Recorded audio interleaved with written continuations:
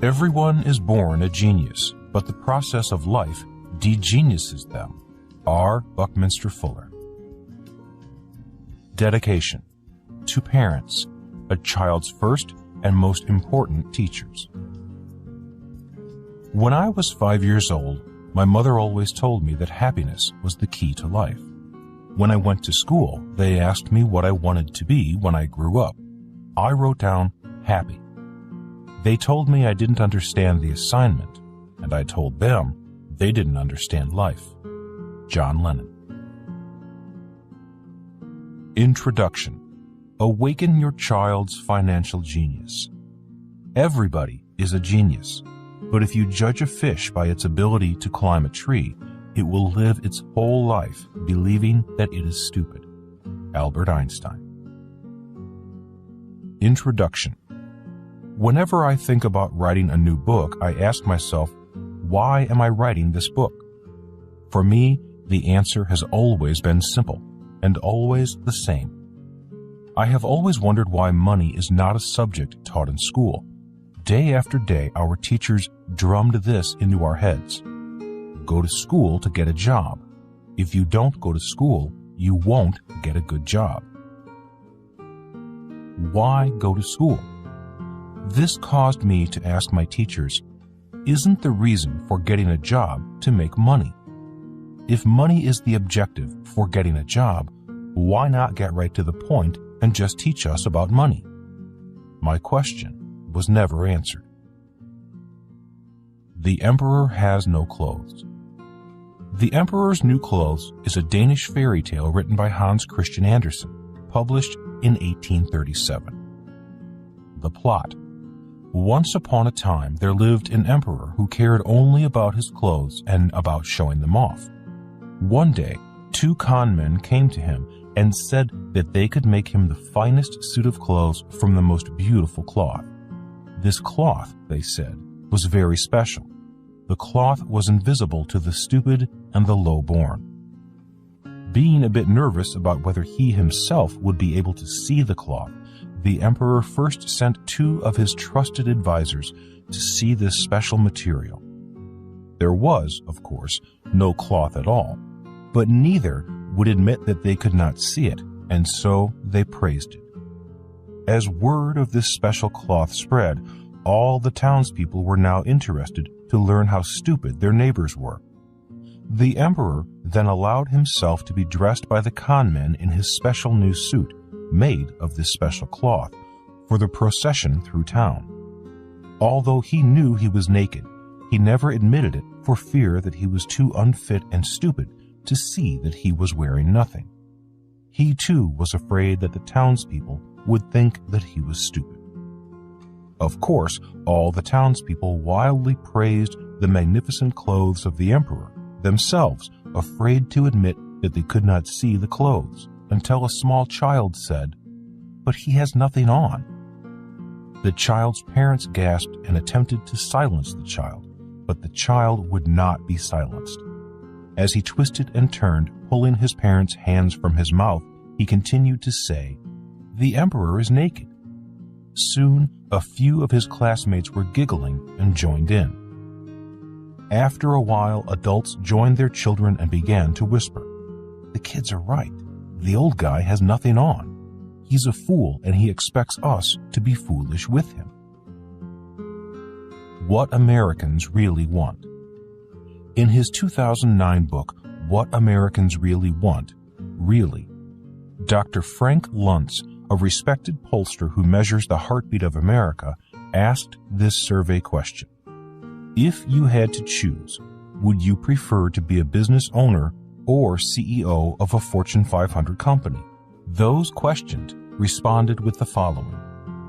80%, the owner of a business that employs 100 or more people. 14%, the CEO of a Fortune 500 company that employs more than 10,000 people. 6%, don't know, refused to answer. In other words, Americans today want to be entrepreneurs. The problem is that our school system is training our kids to be employees. This is why school teachers and many parents continue to say, go to school to get a good, high-paying job. Few parents or teachers are saying, go to school to learn to create good, high-paying jobs.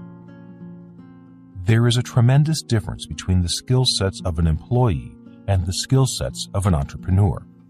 The skills required to be an entrepreneur are not taught in most schools. Dr. Luntz found that over 70% of full-time corporate employees are considering or have considered starting their own businesses. Many people dream of becoming entrepreneurs, but few will take the leap of faith. The lack of financial education is the primary reason why most people will remain employees. Without a financial education, most employees are terrified of losing their job, not having a steady paycheck, or simply failing. Financial education and the transformation it delivers are essential for entrepreneurs. Forget MBAs. Dr. Luntz goes on to state, so how to equip a generation of Americans for success in entrepreneurship? Forget about MBAs. Most business schools teach you how to be successful in a big corporation rather than start your own company.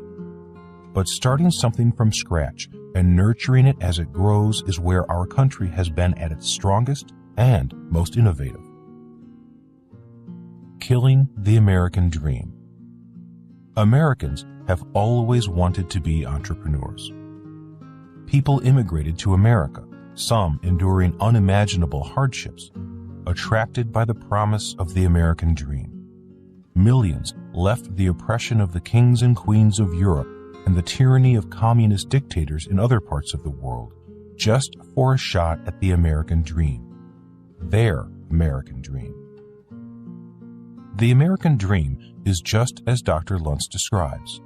Starting something from scratch and nurturing it as it grows is where our country has been at its strongest and most innovative. Our schools seem to have forgotten about the American dream. The problem is that our educational system trains students to be A students, academics, or B students, bureaucrats. Our schools do not train our young people to be C students, capitalists. Furthermore, it's these C students who so often follow an entrepreneurial path, carrying the torch of capitalism and creating new jobs. Ask entrepreneurs today, and many will tell you that bureaucracies are actively destroying the entrepreneurial spirit of capitalism. They will also say many young graduates do not have the skills required for today's work environment. In fact, many have a bad attitude towards capitalists. Hatred of capitalists. In 2008, the Kauffman Foundation, a leading entrepreneurial think tank in America, commissioned Dr. Luntz to find out what Americans thought about capitalism. His survey found, it's hard to tell which has become the stronger emotion, respect for entrepreneurs or hatred towards CEOs. In November of 2012, Hostess Brands, the maker of iconic baked goods including Twinkies and Wonder Bread, shut its doors and filed for bankruptcy protection. The CEO of Hostess claimed the company forced to shut down due to union demands for higher wages and benefits. Making matters worse, it's not just the 18,000 plus workers who were affected. When the company closed, 18,000 families felt the impact as well. If there is an average of 4 people in a family, the number of lives impacted jumps to 72,000. This ripple effect spreads from each family, affecting schools and businesses such as dentists, grocery stores, dry cleaners, retailers, auto repair shops, even churches, and the rest of the community. It was later disclosed that the CEO of Hostess Brands and his team of merry men and women paid themselves millions in severance bonuses. Small wonder that Americans now hate CEOs. Many are graduates of our finest business schools, and it begs the question, is this what our business schools teach? Unfortunately, it is. Many of our brightest students go on to business schools, graduating with MBAs, and begin to climb the corporate ladder as employees, not entrepreneurs. The most ambitious become CEOs and executives of big business. CEOs are not capitalists. Later in this book, I'll talk about the fact that most CEOs are not capitalists. Most CEOs and corporate executives fall into a category called managerial capitalists, employees who work for real entrepreneurs. Entrepreneurs like Steve Jobs, Thomas Edison, Walt Disney, Mark Zuckerberg, and others, but who have no personal financial stake or investment in the business. Interestingly enough, Edison and Disney did not complete high school. Jobs and Zuckerberg never graduated college. Most A students, graduates from our finest schools, become managerial capitalists, employees rather than true capitalists. It is these managerial capitalists, typically A students, who land high-paying jobs, who give capitalism a bad name. Managerial capitalists are scary.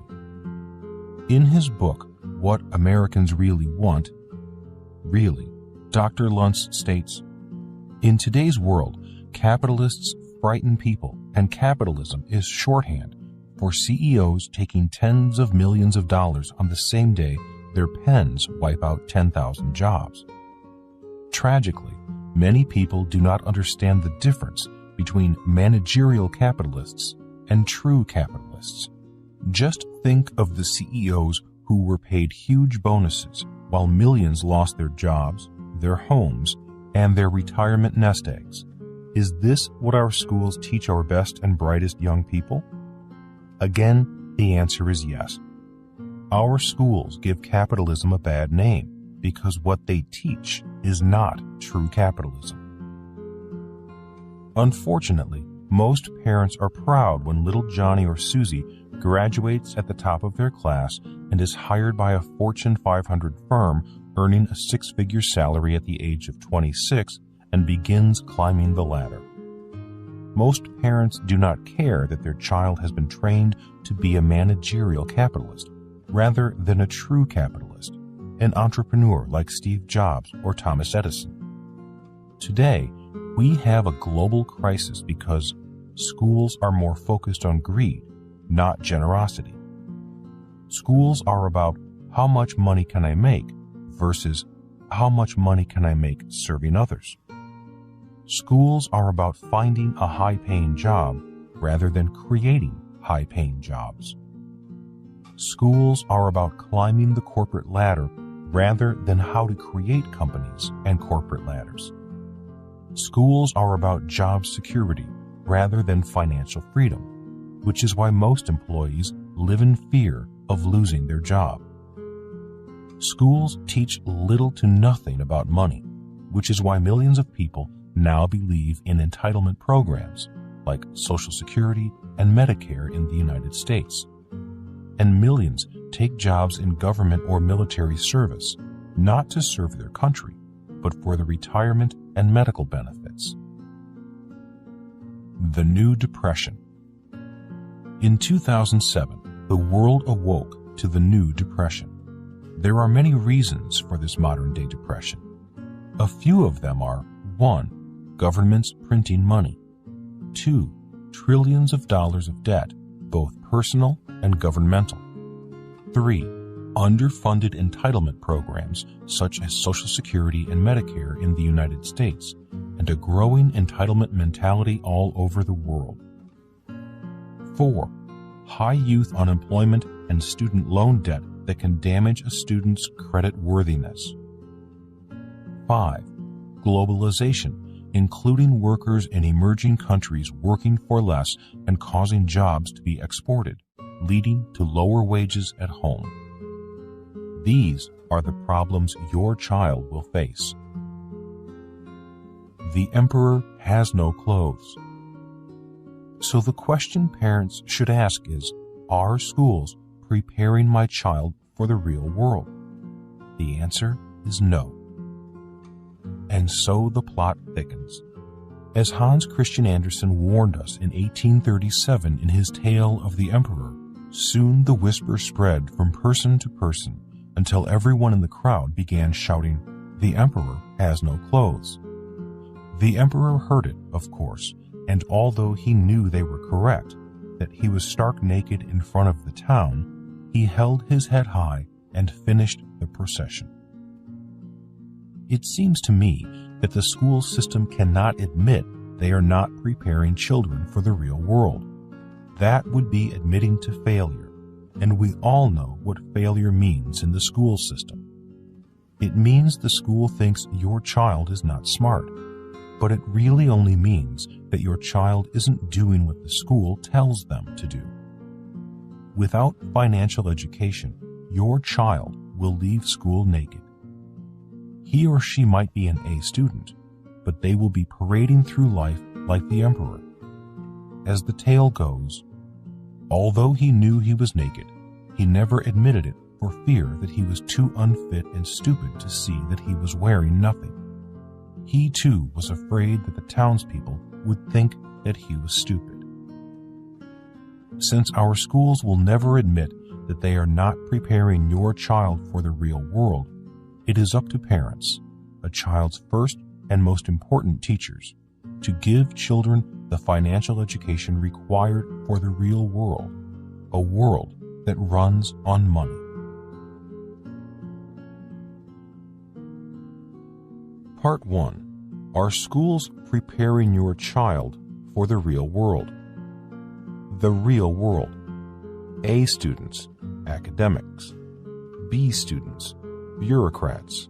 C students, capitalists. Modern-day version of The Adventures of Tom Sawyer. Mark Twain, 1876. Part 1. Introduction. School is a great experience for some children. For others, school is the worst experience of their lives. Every child has a genius. Unfortunately, their genius may not be recognized by the educational system. Their genius may even be crushed. Thomas Edison, one of the great geniuses of modern times, was labeled addled by his first teacher. Addled means mixed up or confused. He never finished school and instead became an inventor and an entrepreneur. The company he founded, known today as General Electric, creates products that have changed the world. A few of Edison's early projects were the phonograph, the motion picture camera, and the electric light bulb. Albert Einstein also failed to impress his teachers. From elementary school through college, his teachers thought he was lazy, sloppy, and insubordinate. Most of his teachers said he will not amount to anything. Yet Einstein became one of the most influential scientists in history. Genius is an acronym for Genie in Us, the genie or magician in each of us. All parents have met the genius in their child. Most parents know that a child's true genius is found in their dreams. We see glimpses of it from an early age. The ideas and things that delight them, fascinate them, and challenge them. Protecting and nurturing the genius in your child is a parent's most important job. This book is written as a guide to help you develop your child's financial genius. Q. How does a C student beat an A student? A. By studying what A students do not study. Part 1, Chapter 1. Lesson number 1. An Educational Crisis. The 2012 U.S. presidential campaign between President Barack Obama and former Massachusetts Governor Mitt Romney brought to light the difference in their levels of financial education. While both are highly educated men, One candidate was financially sophisticated, the other less so. Obama versus Romney. During the campaign, President Obama disclosed that he paid 20.5% in taxes on approximately $3 million in income.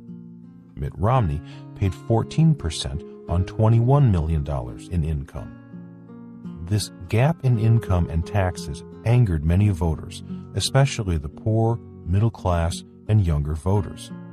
Rather than ask why and how Romney made more money and paid a lower percentage in taxes, many voters just got angry. Most failed to ask, how did Romney do that?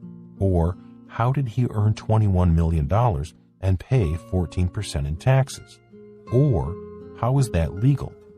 Or, who is smarter when it comes to money, President Obama or candidate Romney? In his second term as president, Mr. Obama seems determined to, and already has, raised taxes on the rich, rather than teach kids about money and capitalism, which is how and why the rich get rich and stay rich, and often pay less in taxes.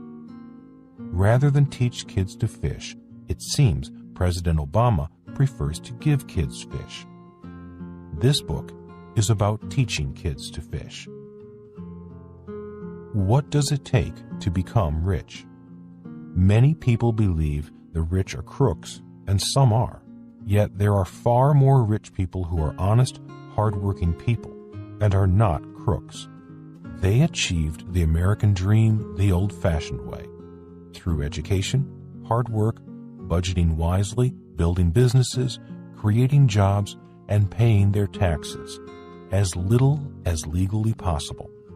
They also acquired this wealth by studying subjects not taught in our schools. This difference in education is reflected in President Obama and Mitt Romney. Both men went to great schools. President Obama is a graduate of Columbia University and Harvard Law School. Mitt Romney is a graduate of Harvard Business School and Harvard Law School. The primary difference between President Obama and Romney is that the president came from a poor family and the former governor comes from a rich family. Their story is similar to the ones found in Rich Dad, Poor Dad. The lesson of financial education is taught at home, not in school. This book is written for parents who want to give their child a financial head start at home, studying subjects most students, even A students, never study. Making the case. The business of education is one of the biggest industries in the world, impacting the lives of nearly every person on the planet in one way or another. In the United States, public elementary and secondary schools alone, which employ 3.3 million full-time teachers, $571 billion will be spent for the 2012-2013 school year. That's only in the United States, a country where approximately 5 million students entered high school in the 2010-2011 school year. Globally, that number grows exponentially. I often ask myself how many of these kids finished high school and how many dropped out, how many went on to college or university, and how many actually graduated. The staggering statistics on the college loan debt they're saddled with have made headlines around the world. And how many went on for an advanced degree at even greater cost in the hope of proportionately higher salaries when they joined the global workforce? Not only are hundreds of billions of dollars spent on elementary through university education, but the military also spends billions of dollars to train young men and women to serve their country. Corporate training of employees is another billion-dollar industry, as are the trade schools that teach future technicians to repair and maintain our cars, refrigerators, electrical systems, and computers. But financial education, at least in the established formal arenas of school systems and curricula, is largely ignored. I've asked myself again and again, why is that?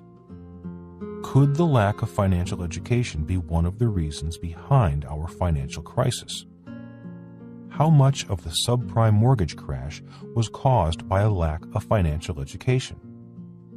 How many of the millions of families who lost their homes lost them, in part, due to a lack of financial education? Could the lack of financial education be the reason why so many people are dependent upon government programs like Social Security, Medicare, military and public service pensions, pensions which are bankrupting cities, states, and entire countries? Is the United States, like countries around the world, heading for bankruptcy because millions of Americans need the government to take care of them socially, medically, and financially? Is our escalating national debt a reflection of our corporate and political leaders' lack of financial education? Is the United States decaying into the same economic demise countries such as Greece, Italy, France, Japan, England, and Spain are facing? Welfare for the rich. We all know there are welfare programs for the poor, but what about welfare for the rich? Why do our leaders, the President, Congress, and other political bureaucrats, vote themselves giant pensions and generous benefit packages while the number of families on public assistance goes up? Are our leaders as financially needy as those who rely on the government to meet their most basic needs? What would happen if we had leaders who knew how to create wealth rather than just knowing how to spend other people's, the taxpayers' money? Why do CEOs grant themselves massive pay increases, stock options, and perks at the same time they lay off workers? Are CEOs greedy due to a lack of financial education, or did they go to school to learn to be greedy? Did the bankers who lost billions have an adequate financial education? Why were millions of employees laid off and thousands of small businesses closed, while the bankers who caused the crash were paid multi-million-dollar bonuses? Why do teachers' unions and government bureaucrats determine what our children learn? What about asking the kids and their parents what they need to learn? Why are many of America's highest-paid workers no longer from the private sector? Why are so many well-paid employees, so-called public servants, some of the highest-paid workers in America today? Why are firefighters and police officers retiring with millions in lifetime benefits? What has happened to government service? Who caused this financial crisis? Today's financial crises were not caused by poor, uneducated people. Behind the chaos are some of the most well-educated people in the world, people such as Federal Reserve Chairman Ben Bernanke, a former Stanford and Princeton professor, a student of the Great Depression, but unfortunately, someone without much financial education or real-life business experience. This book is about education, but not the education taught in our schools. In Educational Crisis, we are not in a financial crisis. We are in an educational crisis. This crisis begins when our children enter school, spending years, sometimes decades, learning nothing about money and being taught by people who know little about money. For some reason, our schools have a quasi-religious view about money. Schools seem to believe, "For the love of money is the root of all evil." Timothy, chapter 6, verse 10. Schools ignore the passage that reads, "My people perish from a lack of knowledge." Hosea, chapter 4, verse 6. People are perishing economically due to a lack of financial education in our schools. Lao Tzu, the Chinese founder of Taoism, in the 5th century BC stated, "If you give a man a fish, you feed him for a day. If you teach a man to fish, you feed him for a lifetime." Unfortunately, rather than teach people to fish, we are teaching kids the Robin Hood philosophy of economics. Take from the rich and give to the poor. That's also known as socialism. Ultimately, all that this generosity does is create more poor people. On November 2, 2012, a headline in the Weekly Standard stated, "Food stamp rolls grow 75 times faster than jobs." As expected, the Republicans blame President Obama for this crisis, and the Democrats state that Republicans are to blame. This book is not about politics. It is about education and about how the lack of financial education is the true cause of financial crisis. Lag times.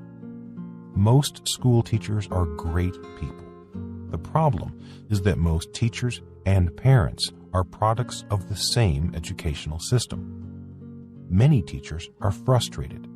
Many teachers are pushing for change. Unfortunately, the education industry seems to be an industry that has one of the slowest rates of change. Different industries have different lag times. One definition of lag time is the time delay between a new idea being proposed and its adoption. For example, I've been told that in the world of technology, lag time is around 18 months, the time between a new idea and that idea taking the form of a new product. That's why competition can become so fierce in bringing a new product to market, and why new companies soon find themselves out of business because someone else can deliver new products or technology faster, better, and cheaper. Lag times in the agrarian age were measured in hundreds of years. Lag times in the industrial age were measured in 50-year increments. Lag time in the information age is measured in half years. I've heard that the auto industry has a lag time of 25 years. This means the new ideas you see on cars today were conceived 25 years ago, ideas such as hybrid cars, and that the business of government has a lag time of approximately 35 years. The reason many teachers and parents are frustrated is because, among all industry sectors, the educational industry has the second longest lag time, 50 years. The only slower industry is the construction industry, with a lag time of 60 years. Notice that the automobile, government, construction, and educational sectors all have strong labor unions, and labor unions are products of the industrial age. The future of education. The lag time in education means that children starting school today will be grandparents before the educational system adopts the changes this book offers. By teaching your kids the lessons in this book, you are giving your child a financial head start. If lag times hold, it will take until the year 2065 before the ideas in this book enter most classrooms. I don't believe we can afford to wait. This book is written for parents who know that it's up to them, not the school system, to prepare their child for the real world. And that world is a fast-paced, ever-changing, information age world, a world unlike any of us have ever experienced. This book is also written for parents who know their children face larger financial challenges, the financial garbage heaps previous generations have left behind. This book is written for parents who want to understand why President Obama earns $3 million and pays 20.5% in taxes, while Mitt Romney earns $21 million and pays 14%. Once a parent knows and understands the differences in what the two men know, they can pass that knowledge on to their children. My story. I have been an advocate for financial education for most of my adult life. In 1973, I returned home to Hawaii from the Vietnam War and found my dad, the man I call my poor dad, unemployed. He had been the superintendent of education for the state of Hawaii. His problems began when he ran for lieutenant governor as a Republican against his boss, a Democrat. In losing the election, he also lost his job. My dad committed professional suicide by running for lieutenant governor. He risked his job security because he was a man of principle. Once he reached the top of the school system's ladder as head of the Department of Education, he was outraged at the corruption he found in Hawaii's government, a government Forbes magazine has since called the People's Republic of Hawaii. That same article stated, "The state taxes everything that moves. Fidel Castro would feel right at home here." President Obama grew up in Hawaii. He is the first U.S. president from Hawaii. The Forbes article may explain why the president has the views he has on government, business, and taxes. The end of empires. I am not a Republican or a Democrat, and I do not blame President Obama for the crisis we face. This crisis has been brewing for decades, and similar crises have occurred throughout history. Financial ignorance and political corruption have brought down empires for centuries. The same financial ignorance and corruption threatens to bring down America. Economics of war. Empires also end when empires fight too many wars in faraway places. In doing that, America is proving we've failed to learn from history. While in junior high school, I listened to President Eisenhower's warning to the nation about the threat of the military-industrial complex. I was in my early teens, and his warning meant little to me. Returning from Vietnam in 1973, I understood the president's warning. We were not fighting for the freedom of the Vietnamese people. We were fighting for money. We had been lied to by the elites. We had no business fighting in Vietnam, apart from the issue that war is big business. When I returned from Vietnam, I knew it was time to stop blindly following orders. I knew it was time to start thinking for myself. I do not criticize my fellow sailors and soldiers. Most of the young men and women I met in the service were great people dedicated to their country. Our problem was that we were fighting wars to make the military-industrial complex richer. Anytime the military-industrial complex needs more money, they simply start another war. We are making the same mistakes, in my opinion, when it comes to printing money. The Roman Empire crumbled when the Romans began destroying their own money, fighting wars in faraway lands, and raising taxes on its workers. The United States is repeating the mistakes of the past, proving the old saying, "Those who fail to learn from history are doomed to repeat it." Military-industrial complex. On January 17, 1961, President Dwight Eisenhower gave the nation a dire warning about what he described as a threat to democratic government. He called it the military-industrial complex, a formidable union of defense contractors and the armed forces. Eisenhower, a retired five-star World War II Army general who led the Allies on D-Day, made the remarks in his farewell speech from the White House. Studying subjects A students don't study. In 1973, I informed my dad I was leaving the military service. He was disappointed because he wanted me to stay in the military for the retirement and medical benefits. Counting my time at the military academy, I had 10 years accrued toward retirement. I only had 10 more to go. When I nixed that idea, my poor dad suggested I fly for the airlines, as many of my fellow Marine pilots were doing. When I told him I was through flying, he finally suggested I go back to school, get my master's degree, possibly my PhD, and climb the corporate ladder. I loved my dad dearly, but he was suggesting I do what he had done, follow in his footsteps, proving once again that we repeat mistakes if we do not learn from them. And while I loved my dad, I did not want to make the same mistakes he had made.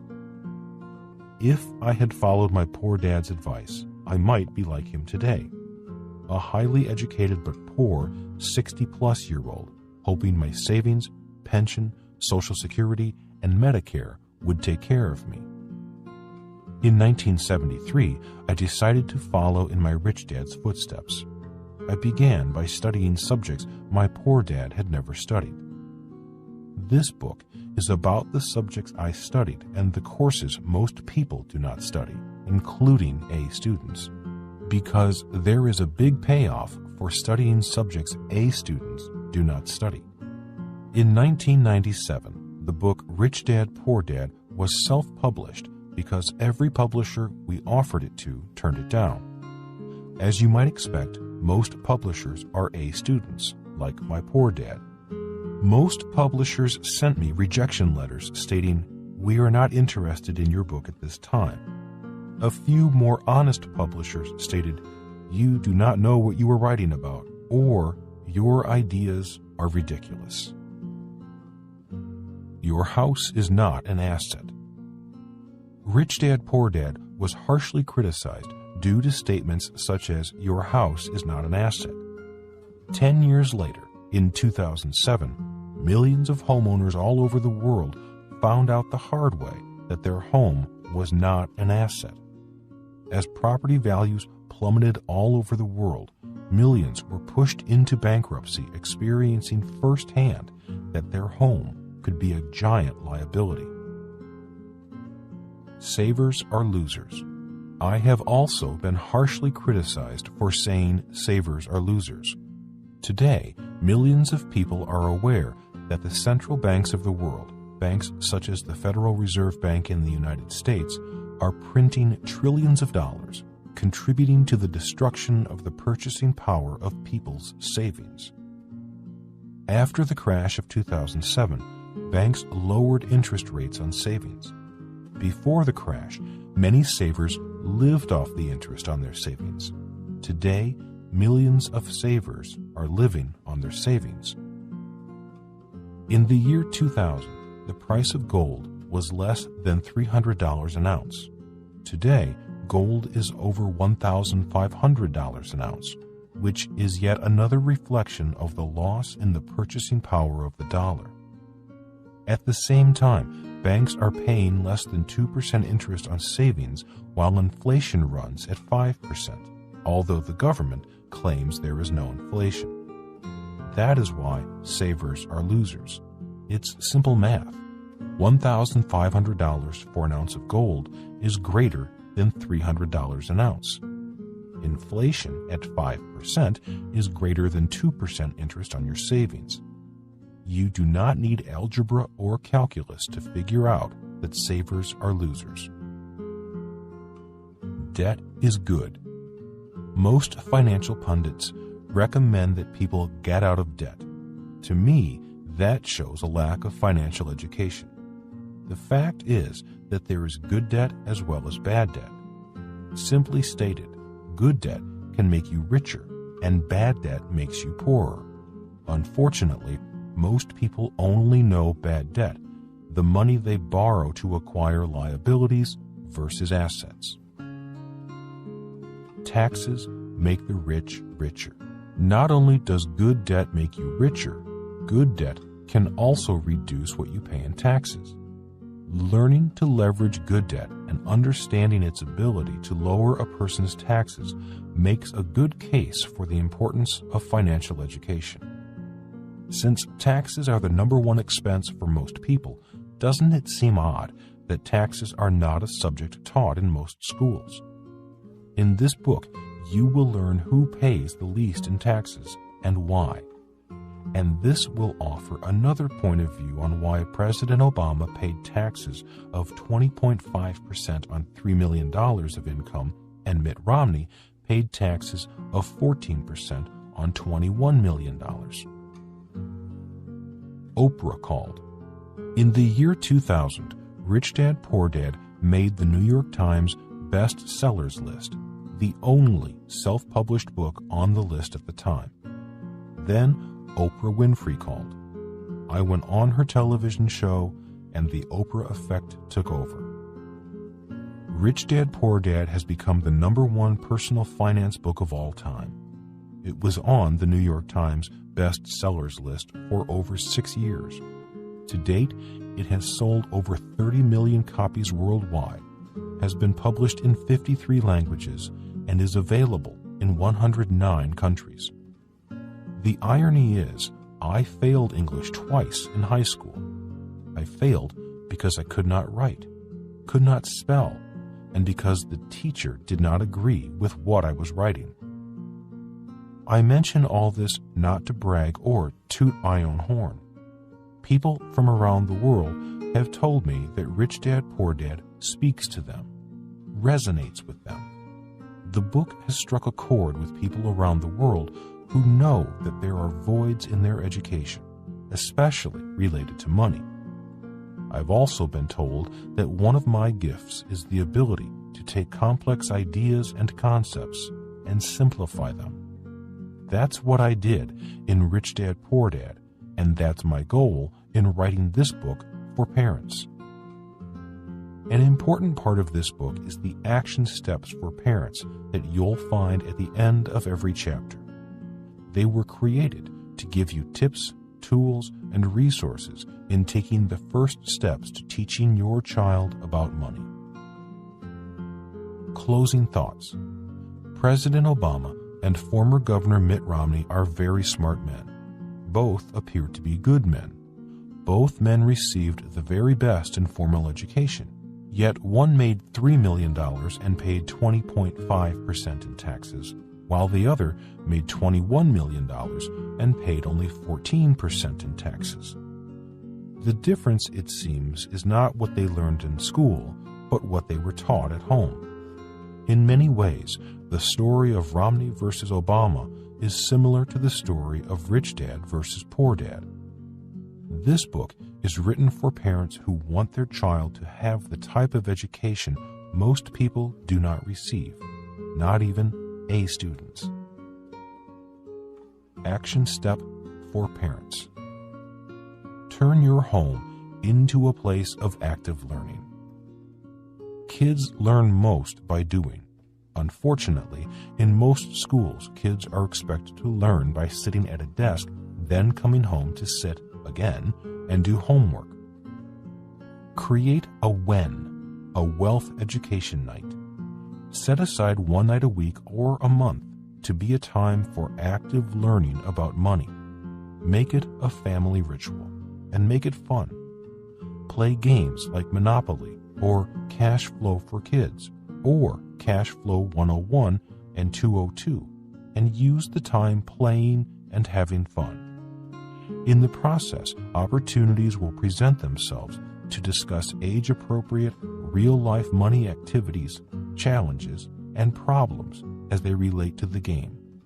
I encourage you to check out the Rich Dad online financial games and content for mobile devices. That one night a week or month will serve as a foundation for a better life for your child, better family relationships, and a commitment to be a lifelong learner. Use this book for support and discussion material. Rich Dad also has a workbook and study guide, Awaken Your Child's Financial Genius, that delivers more focused content as well as games, activities, and exercises. The good thing about money is that there is a lot of information out in the world. All a person or family needs to do is dedicate the time to absorb it and learn to tell the difference between education and a sales pitch. My Rich Dad played Monopoly with his son and me at least once a week for years. He used fun lessons from the game to teach us lessons in real life. My Poor Dad only asked, "Have you done your homework?"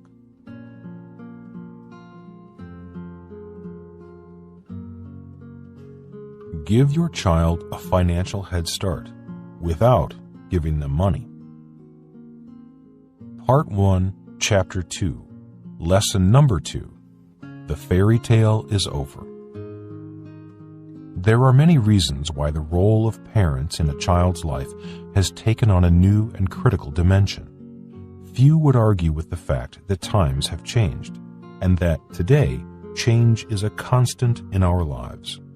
In most cases, and in my opinion, most of us are not changing with the times.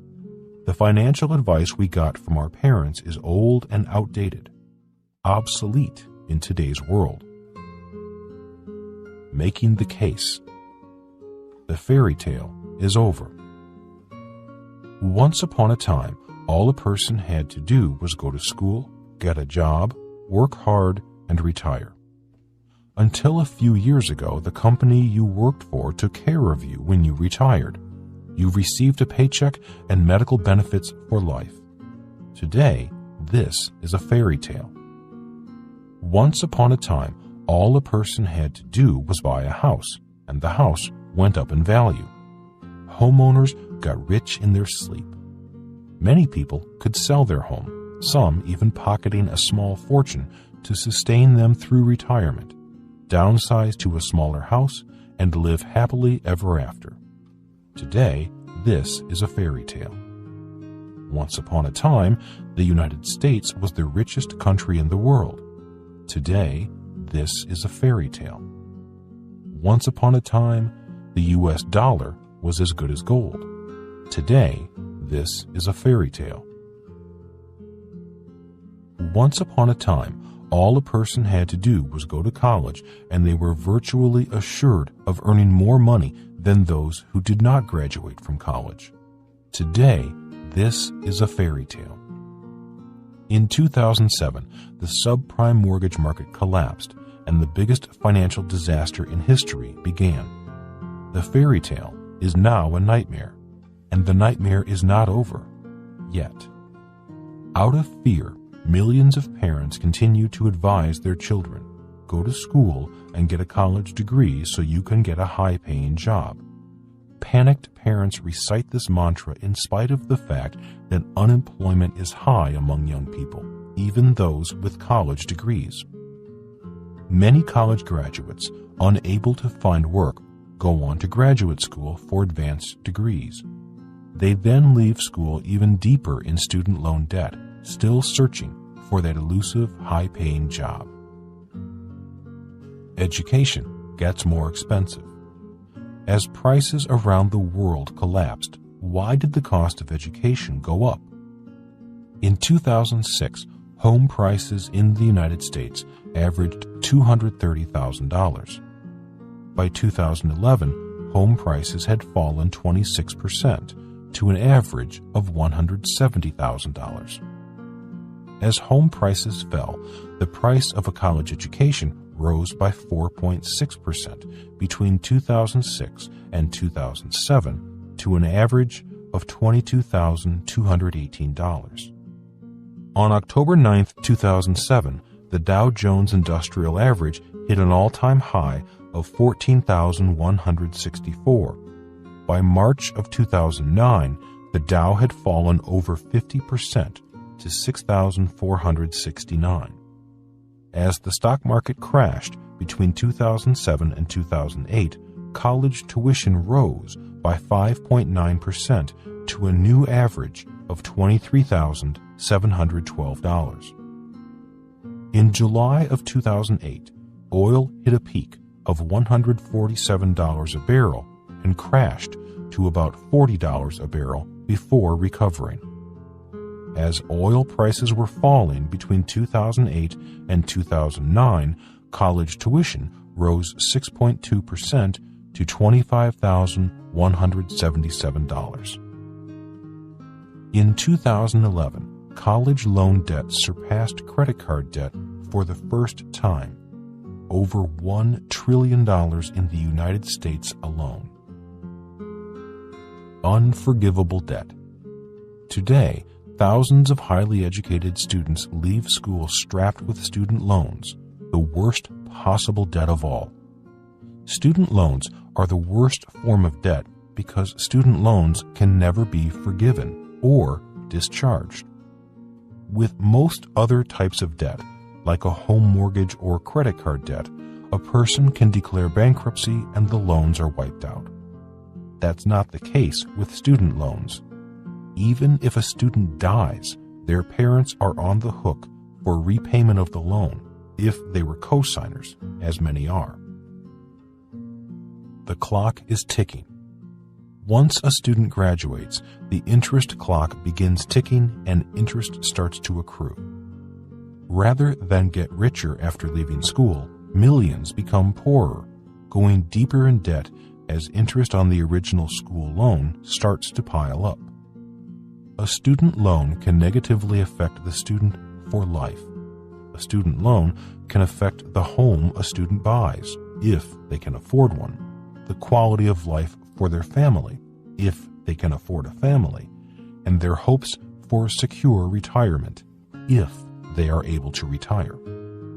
For many, a student loan will be the proverbial albatross around their neck for life. What's a college education worth? For the first time in history, people are questioning the value of a college education. A few will even say that the ROI, return on investment, of a college education is not worth the investment. Between 2006 and 2007, the median starting salary for college graduates in America was $30,000. Between 2009 and 2011, it had fallen to $27,000. The unemployment crisis. Youth unemployment is an international crisis, a problem that has led to the Arab Spring, Occupy Wall Street, and other gatherings of unemployed youth. Future shock. For the first time in America, many believe their children will not do better financially than their parents. In 2012, as the presidential campaign heated up, both political candidates promised to bring jobs back to America. How can that happen when American factory workers earn between $125 to $200 a day once benefits are factored in? Many workers in low-wage countries earn just $2 a day. Even China is having problems with low-wage countries. It's estimated that there are dozens of countries in which workers' wages are even lower than those in China. You do not need to be a math professor to know that factories follow low-wage workers, and $2 a day is less than $200 a day. On November 5, 2012, Time magazine published this piece by Peter Gumbel. Why the U.S. has a worse youth unemployment problem than Europe. The latest unemployment statistics released this week on both sides of the Atlantic show that the number of jobless is continuing to rise in Europe, far above the rate in the U.S., and the picture is especially bleak for young Europeans under the age of 25. In the 27 EU nations as a whole, the youth unemployment rate rose to 22.8% in September, up from 21.7% the previous year. In Greece and Spain, this proportion is over 50%.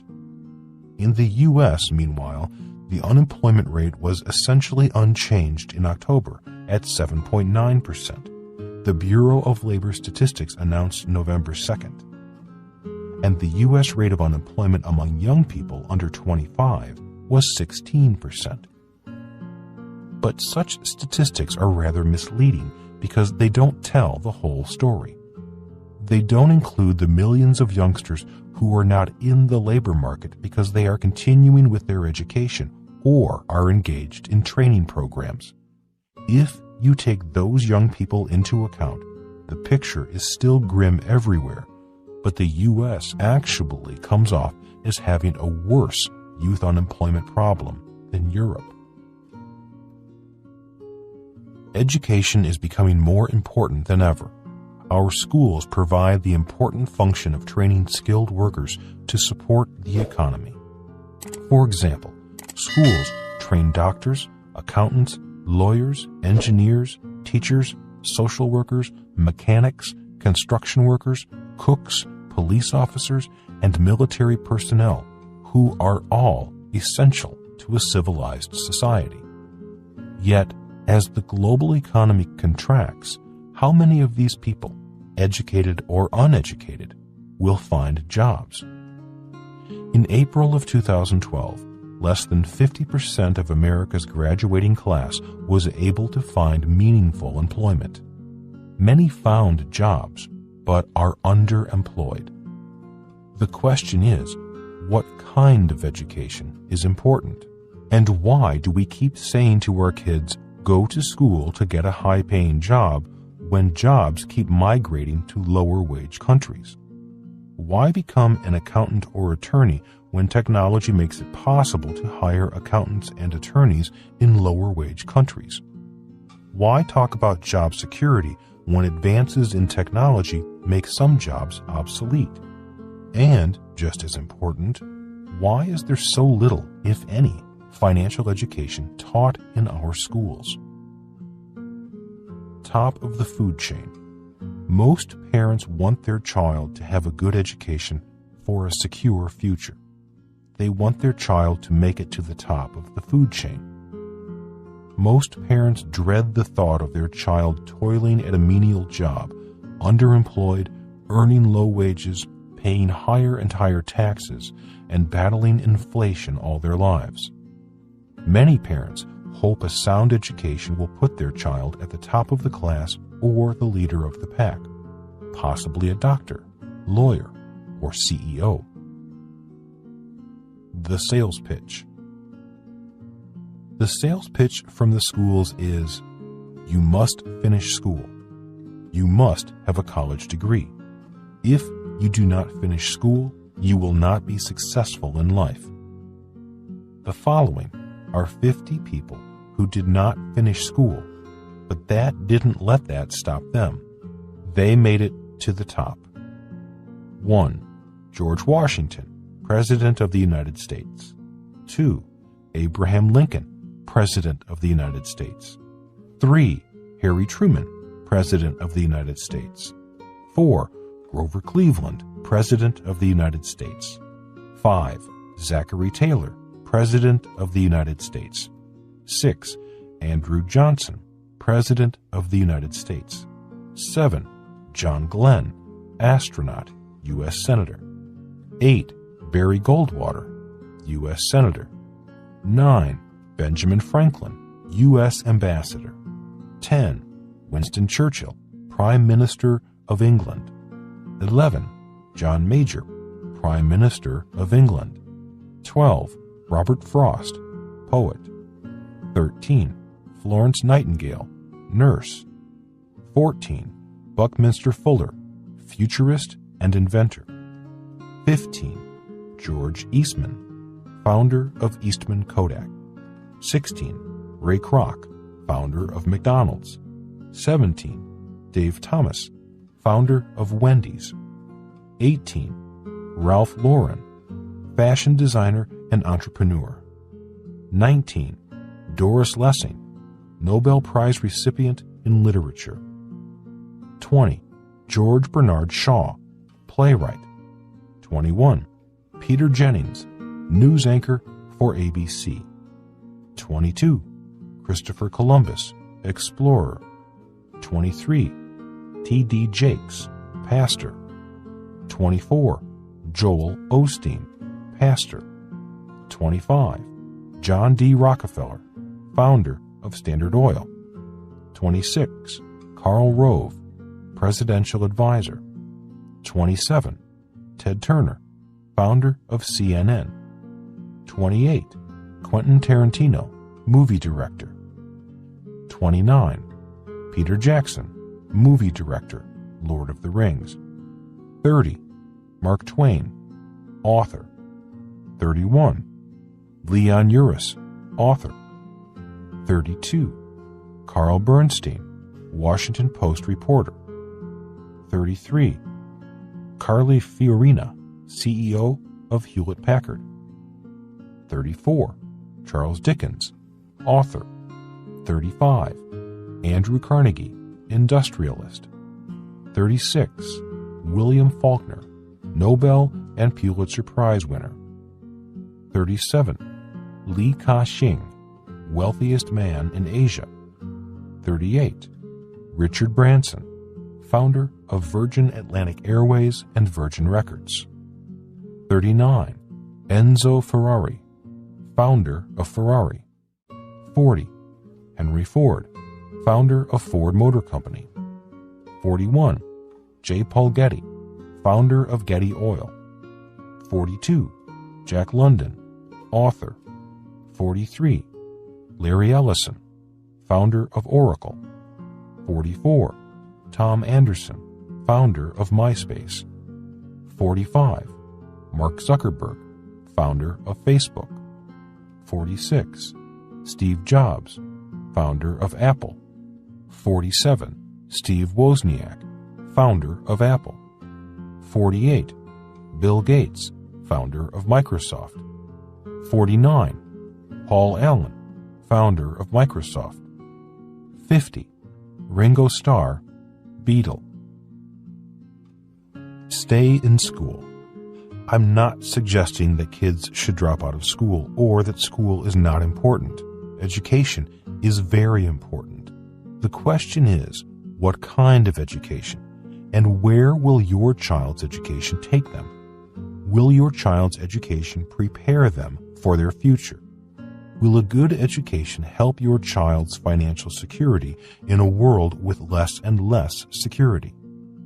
This book is about the education not taught in schools. It's about putting your child on a path where they won't need a job or a government pension to feel secure. It's about getting to the top rather than working for those at the top. This book is about capitalism. It will explain why some of the greatest business leaders of our time never finished school. Notable examples are Steve Jobs, Bill Gates, and Mark Zuckerberg. In this book, you will find out what these entrepreneurs know and why they left school. The future of education. Once upon a time, all a child had to do was focus on two types of education. They were 1. Academic education. This education supports the general skills of learning how to read, write, and solve math problems. This is an extremely important education. 2. Professional education. This education provides more specialized skills to earn a living. The top students, the A students, become doctors, accountants, engineers, lawyers, or business executives. Other schools at this level are trade schools for students who want to become mechanics, construction workers, cooks, nurses, secretaries, and computer programmers. What was missing? 3. Financial education. This is the level of education not found in our school system. This is the education of the future. Again, we advise kids to go to school to get a job and work for money, yet we teach them little or nothing about money. The statistics tell a sad and sobering story. While 90% of students want to learn more about money, 80% of teachers do not feel comfortable teaching the subject. Someday, financial education will be part of the curriculum of all schools, but not in the near future. My story. My financial education began when I was 9 years old. It began with my rich dad. He was not my real dad, but my best friend's father, and he used the game of Monopoly as an educational tool, and we would play the game for hours after school. When I got home, my real dad, the one I call my poor dad, would ask, "What have you been doing all day?" When I replied, "Playing Monopoly," he would say, "Stop wasting your time with that silly game. You should be at home studying, doing your homework. If you don't do your homework, you won't get good grades, you won't get into a good college, and you won't get a good job. Since I never achieved good grades, I was the eternal C student, my poor dad and I had this discussion on a regular basis. My best friend Mike was Rich Dad's son. We went to a school for rich kids. The good news was we were poor kids. My rich dad was not yet rich, and my poor dad was successful but never rich. This caused Rich Dad to step up our financial education by playing Monopoly with us on a regular basis. He wanted us to become smarter and richer than the rich kids. One day, he took his son and me on a field trip. Rather than go to a museum or an art gallery, he took us to see his greenhouses, his rental properties. That was when I realized that Rich Dad was playing Monopoly in real life. One day, he said, these greenhouses will become my big red hotel. When I returned home and told my dad that Rich Dad was playing Monopoly in real life, my dad laughed. He thought the idea was ridiculous. His advice was to stop wasting my time with games and do my homework. At that time, my dad was the head of education for the Big Island of Hawaii. A few years later, he would reach the top of the state education system and become the superintendent of education for the entire state. My poor dad was an A student, class valedictorian, and class president. He loved school. He graduated with a 4-year degree from the University of Hawaii in only 2 years. He also attended Stanford University, the University of Chicago, and Northwestern University. My rich dad never even finished the 8th grade because his father died, so he had to take over the family business. Although his formal education was limited, he would eventually become one of the richest men in Hawaii. When I was 19, Rich Dad purchased his red hotel right on Waikiki Beach. In 10 years, his little greenhouses had become a giant red hotel. At the time, I did not realize how profoundly the game of Monopoly and my Rich Dad's education would change the direction of my life. Rich Dad was using a game, Monopoly, to train me to think like a capitalist.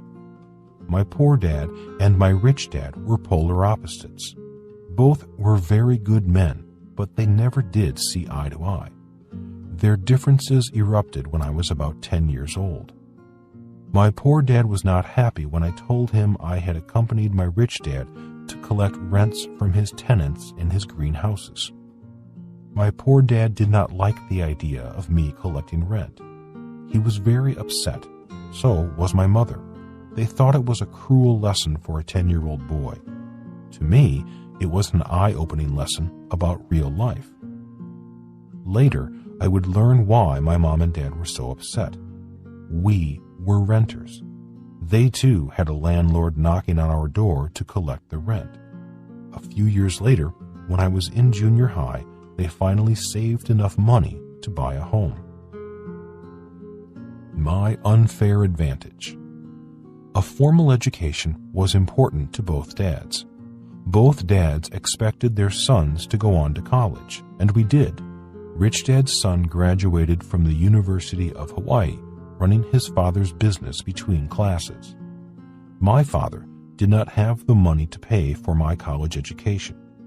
Once I graduated from high school, I knew I was on my own. That inspired me to apply to the military academies. Although my grades were horrible, my SAT scores were decent, and I was a pretty good football player.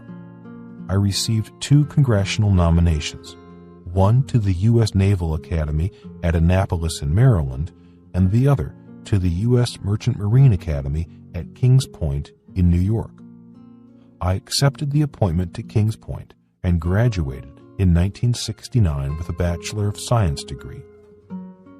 Looking back, I can see how my time with Rich Dad gave me an unfair advantage in life, especially when it came to money. Between the ages of 9 and 18, until I left for school in New York, I spent 1 or 2 days a week after school and 2 Saturdays every month working for free for Rich Dad. If you have read Rich Dad, Poor Dad, you know how this disturbed my poor dad. My poor dad believed that my rich dad was exploiting us because he was not paying us. Being a member of the teachers' union, I shouldn't have been surprised to hear my poor dad muttering about child labor laws. Rich Dad lesson: games are better teachers than teachers. Rich Dad never paid his son or me because he was training us to be capitalists. He did not pay us because he did not want to train us to be employees who worked for money. He was training us to be employers, entrepreneurs, capitalists who had OPT, other people's talents, and OPM, other people's money, working for them. Obviously, Rich Dad's ideas about work to learn, not to earn, angered my poor dad, who was more of a socialist than a capitalist. The Cone of Learning was developed in 1969 by Dr. Edgar Dale, a professor of education. Dr. Dale, 1900 to 1985, received his doctorate degree from the University of Chicago and taught for years at Ohio State University. Within his Cone of Learning is the following information. After 2 weeks, we tend to remember 90% of what we say and do, which aligns with Rich Dad's teaching method. After 2 weeks, we tend to remember 70% of what we say, 50% of what we hear and see, 30% of what we see, 20% of what we hear, which aligns with Poor Dad's teaching method, and 10% of what we read, which also aligns with Poor Dad's teaching method. According to Dr. Dale, my Rich Dad's use of Monopoly as a teaching tool and then taking us to collect rent was a very effective way of teaching his son and me about money. Question: does this mean that reading and lectures are not important? Answer: no, at least not for me. The game of Monopoly inspired me to learn more. Today, I read more, study more, and attend classes more because the game, the simulations of real-life experiences, inspired me to want to learn more. Although I am a poor and slow reader, I plow through complex financial and business books few people would choose to read. I credit the game of Monopoly for giving me a solid foundation upon which to build my real-world education. More importantly, I learned more, retained more, and wanted to learn more from the experience of Monopoly as a kid and applying what I was learning to collecting rent for Rich Dad. These lessons are locked in my brain. While I have a Bachelor of Science degree from a great school, I do not remember much of what I learned during those 4 years. For example, I remember taking 3 years of calculus, but I could not solve a math problem using calculus today. As the saying goes, use it or lose it. I would need calculus if I were a rocket scientist, but I do not need calculus to be rich. Elementary level math, addition, subtraction, multiplication, and division will do. Entrepreneurship.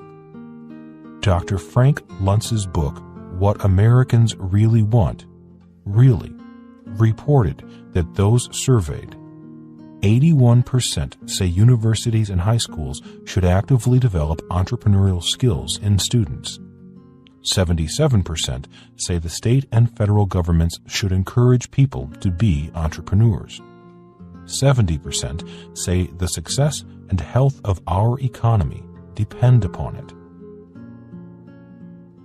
In 1984, my wife Kim and I founded a financial education company with offices in the United States, Australia, New Zealand, Singapore, Canada, and Malaysia. We taught investing and entrepreneurship using games and simulations. Learning was fun and exciting. In 1994, we retired. Kim was 37 and I was 47. We retired on the passive income, the cash flow that we received from our investments. Like Rich Dad, we were playing Monopoly in real life, and we still do today. And following the crash of 2007, our income, cash flow, went up as asset prices fell. Knowing how to do well even in a crash or in turbulent markets is an essential aspect of financial education. In 1996, Kim and I founded the Rich Dad Company. The Rich Dad Company produces financial education products such as the board games Cash Flow 101, Cash Flow 202, and Cash Flow for Kids. Board games are great ways for families to learn together. We also have an expanding line of electronic games for mobile devices and tablets. Our electronic products will be supported by online curriculum and assessment tools, so you can grade yourself, correct, learn, and improve. In 1956, when Mike and I were 9 years old, Rich Dad began teaching us financial and entrepreneurial skills using games and simulations. Rich Dad was ahead of his time, and that gave us an unfair advantage over our classmates. Action step for parents. Take time to discuss money and the role it plays in life. Unfortunately, in many homes, there is little discussion or conversation about money, and when there is, it's often an argument. As a young boy, I have painful memories of the fights between my mom and dad over money. No matter how much money my dad earned, we never had enough money. Rather than discuss money, my mom and dad, the two people I loved most, only fought about money. My rich dad, on the other hand, spent hours discussing real money problems. Today, I carry my rich dad's discussions into my own marriage. Rather than fight about money, Kim and I openly discuss our money problems. Once you establish the ritual of your family wealth education nights, make it a time to discuss real-life money problems when they occur in the course of everyday life. Talk about the problems and challenges, what caused them, and how you'll solve them. Invest the time to make your home to be a place of discussion rather than arguments about money.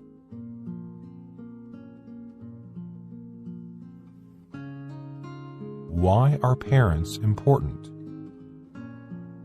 Part 1, Chapter 3, Lesson number 3, Prepare your child for the worst.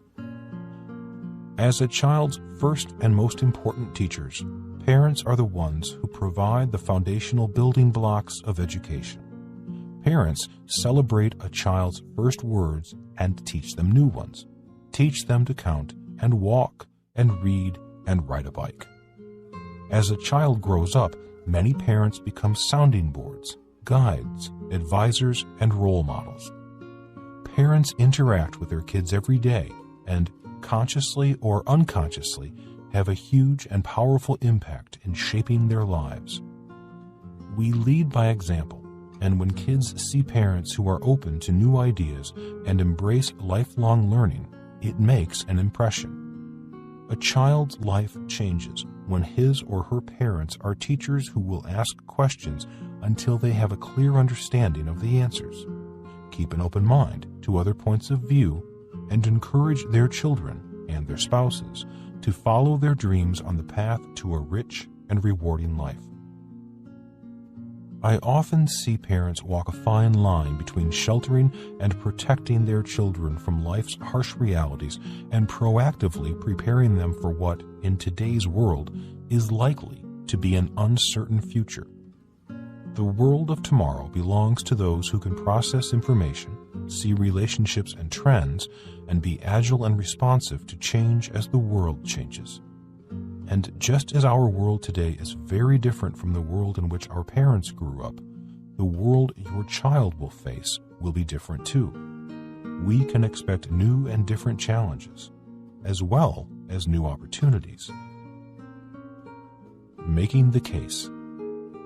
Most Americans have heard references to the 800-pound gorilla in the room. If you have not heard the phrase, it simply means that there is something, a topic or an idea that carries some weight or needs to be reckoned with, that everyone knows about, but no one wants to talk about.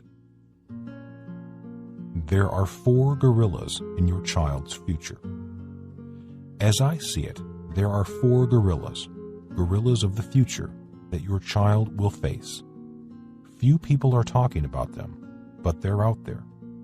Few people are talking to your child about these 4 gorillas of the future, and your child needs to prepare for them before he or she encounters them later in life. 800-pound gorilla number 1, the new problem of growing old. The problem of growing old is a new phenomenon. In 1935, the Social Security Act was signed into law by President Franklin D. Roosevelt.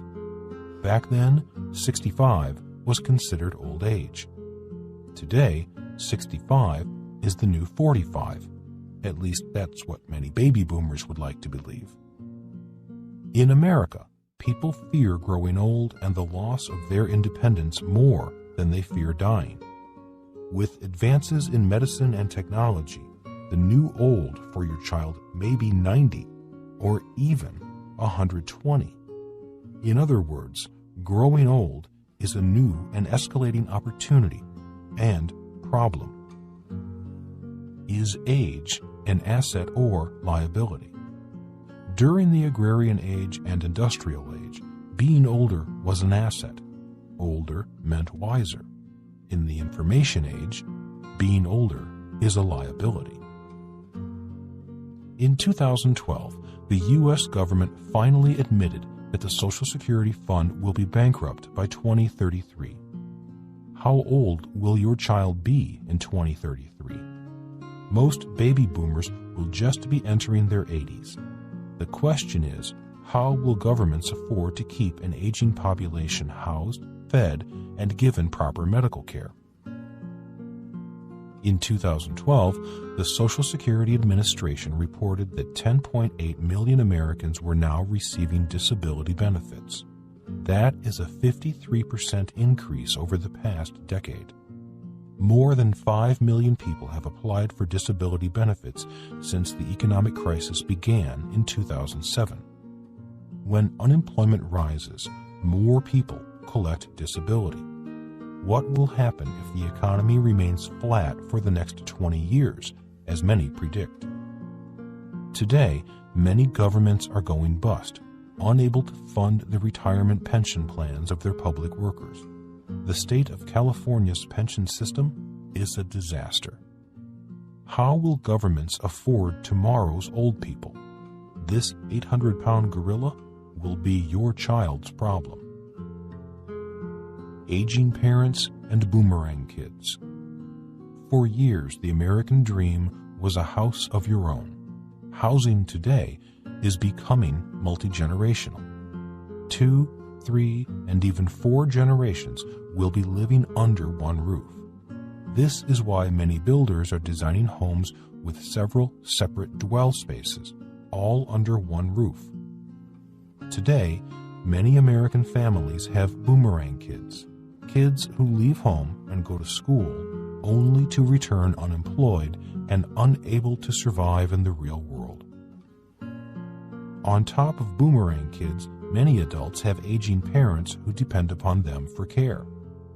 In the United States, long-term and assisted living care can start as high as $8,000 a month, which is more than many people earn per month. Multi-generational survival will be your child's problem. Will your child move in with you, or will you move in with them and their kids? Will your child be able to afford your long-term health care if you are lucky enough to live a long life? The biggest gorilla.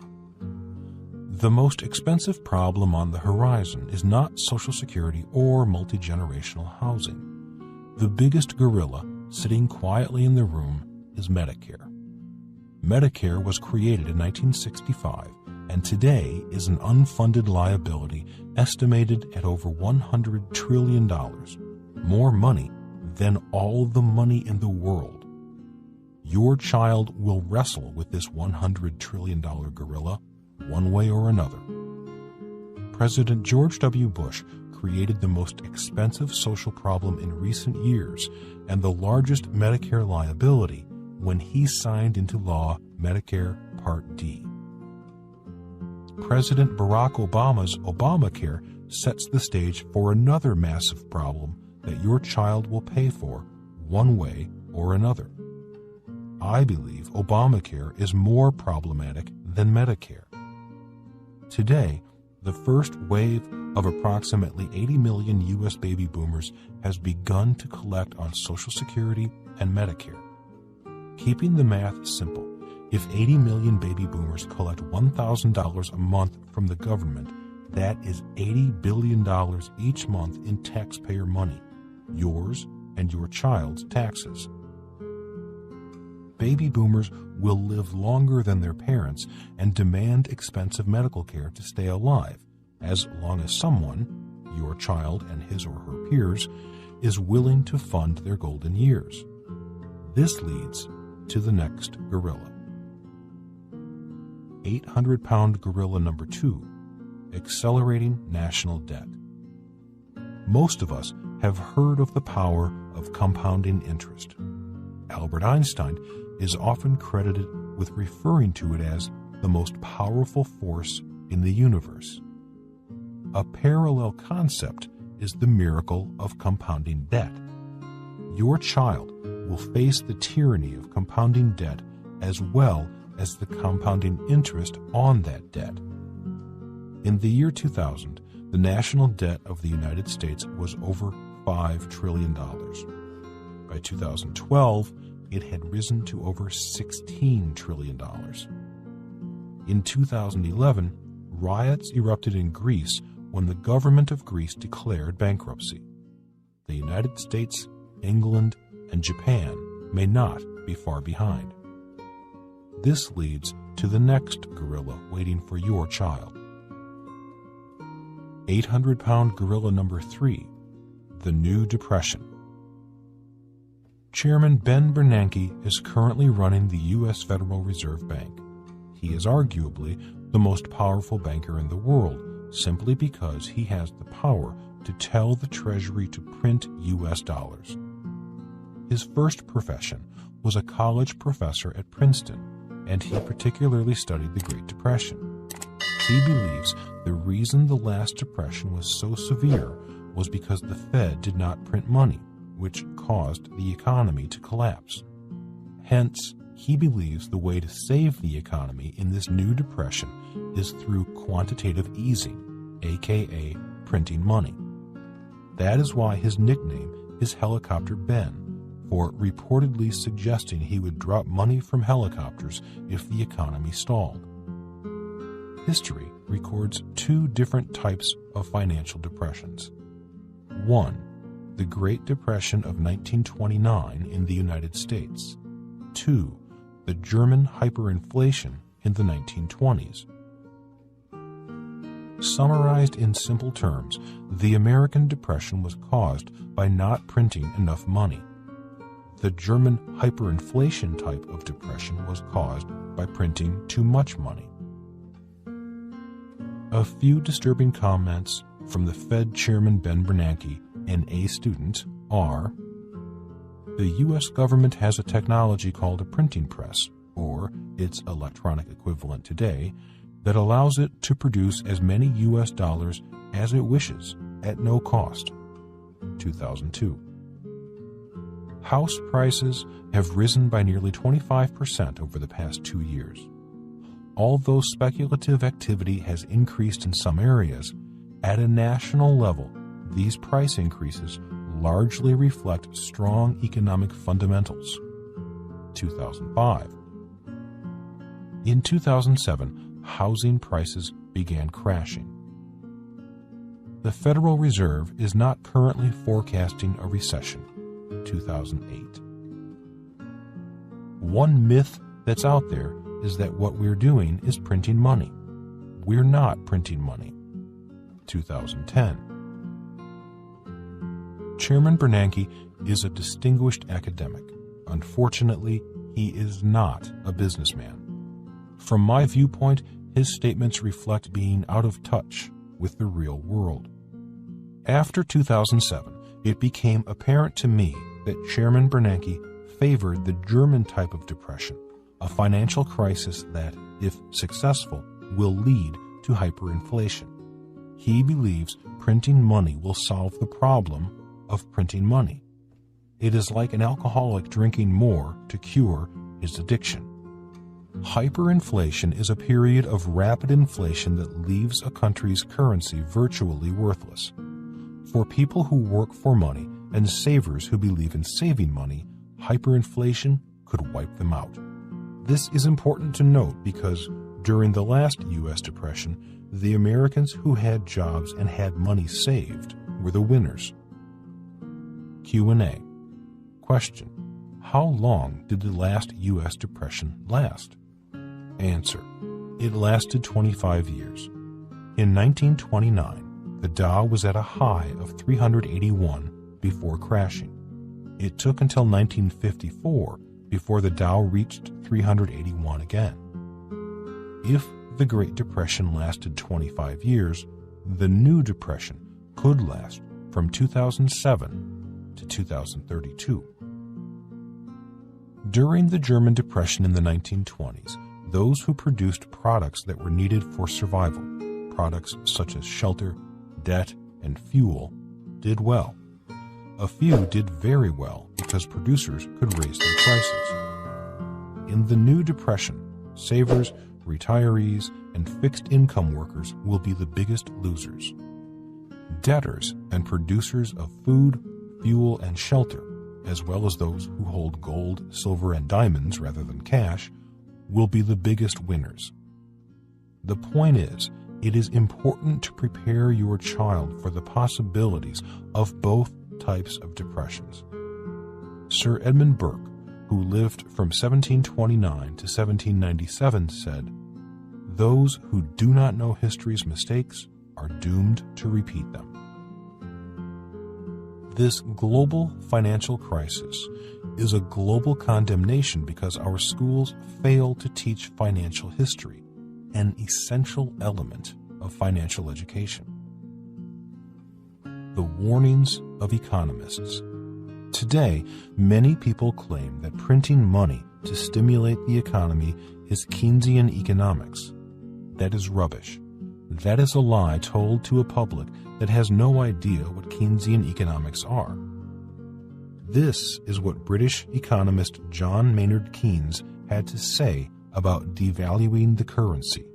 Lenin is said to have declared that the best way to destroy the capitalist system was to debauch the currency. There is no subtler, no surer means of overturning the existing basis of society than to debauch the currency. By a continuing process of inflation, governments can confiscate, secretly and unobserved, an important part of the wealth of their citizens. The process engages all the hidden forces of economic law on the side of destruction, and does it in a manner which not one man in a million is able to diagnose.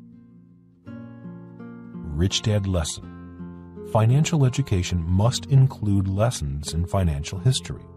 He said, if you want to prepare for the future, you must know the past. 800-pound gorilla number 4, higher taxes. Every time central banks print money, two things happen. 1, higher taxes. 2, higher inflation. Inflation is another tax. Taxes are not patriotic. Many people believe paying taxes is their patriotic duty. Here again, they are victims of a lack of knowledge of financial history. In 1943, the U.S. Congress passed the Current Tax Payment Act, to fund another war, World War II. For the first time in history, the U.S. government began taking taxes out of workers' paychecks before the worker was paid. The workers allowed this to happen in the name of fighting for freedom and liberty.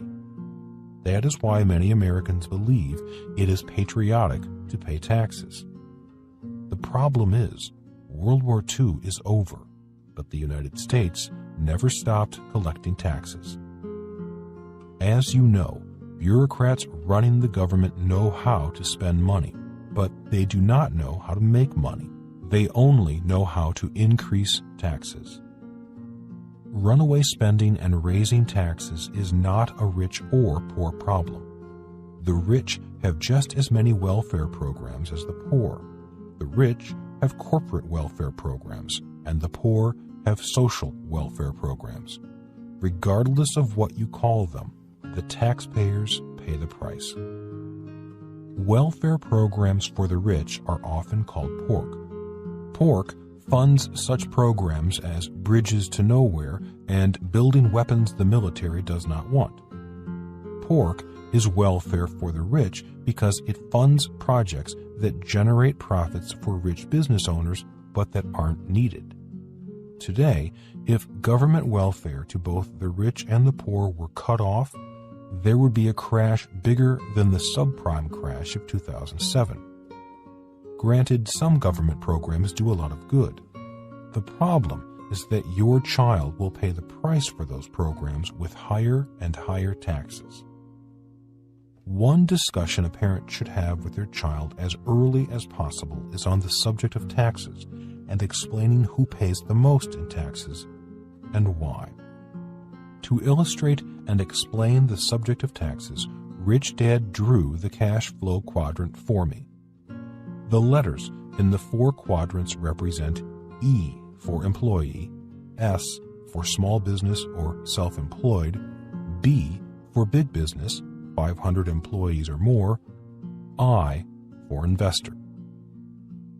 Each of us resides in at least one of the 4 sections or quadrants of the cash flow quadrant. Which quadrant we are is determined by where our cash flows come from, hence the name cash flow quadrant. A person can have multiple streams of cash flow and reside in more than one of the quadrants. Employees in the E quadrant are people with steady jobs who rely on paychecks. Those in the S quadrant are the self-employed who work by the hour, on commission, or on a fee basis. Many A students, such as doctors and lawyers, reside in the S quadrant.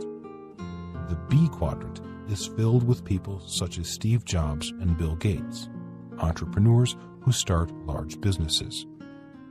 People in the I quadrant are professional, active investors like Warren Buffett. Most people are passive investors who invest in pensions, IRAs, and 401ks. Since they are passive investors, not professional investors, their investments are taxed at higher levels. Most CEOs are in the E quadrant. They are known as managerial capitalists, employees who work for entrepreneurs. True capitalists are people like Steve Jobs, Bill Gates, or Mark Zuckerberg, entrepreneurs whose companies employ more than 500 employees and who transitioned from the S quadrant to the B and I quadrants. Our school systems prepare people for the left side of the cash flow quadrant, the E and S quadrants. That is why most parents advise their kids to go to school to get a job, E quadrant, or become a doctor or lawyer, S quadrant. My mom and dad wanted me to grow up in the E or S quadrants. My rich dad wanted me to grow up in the B and I quadrants.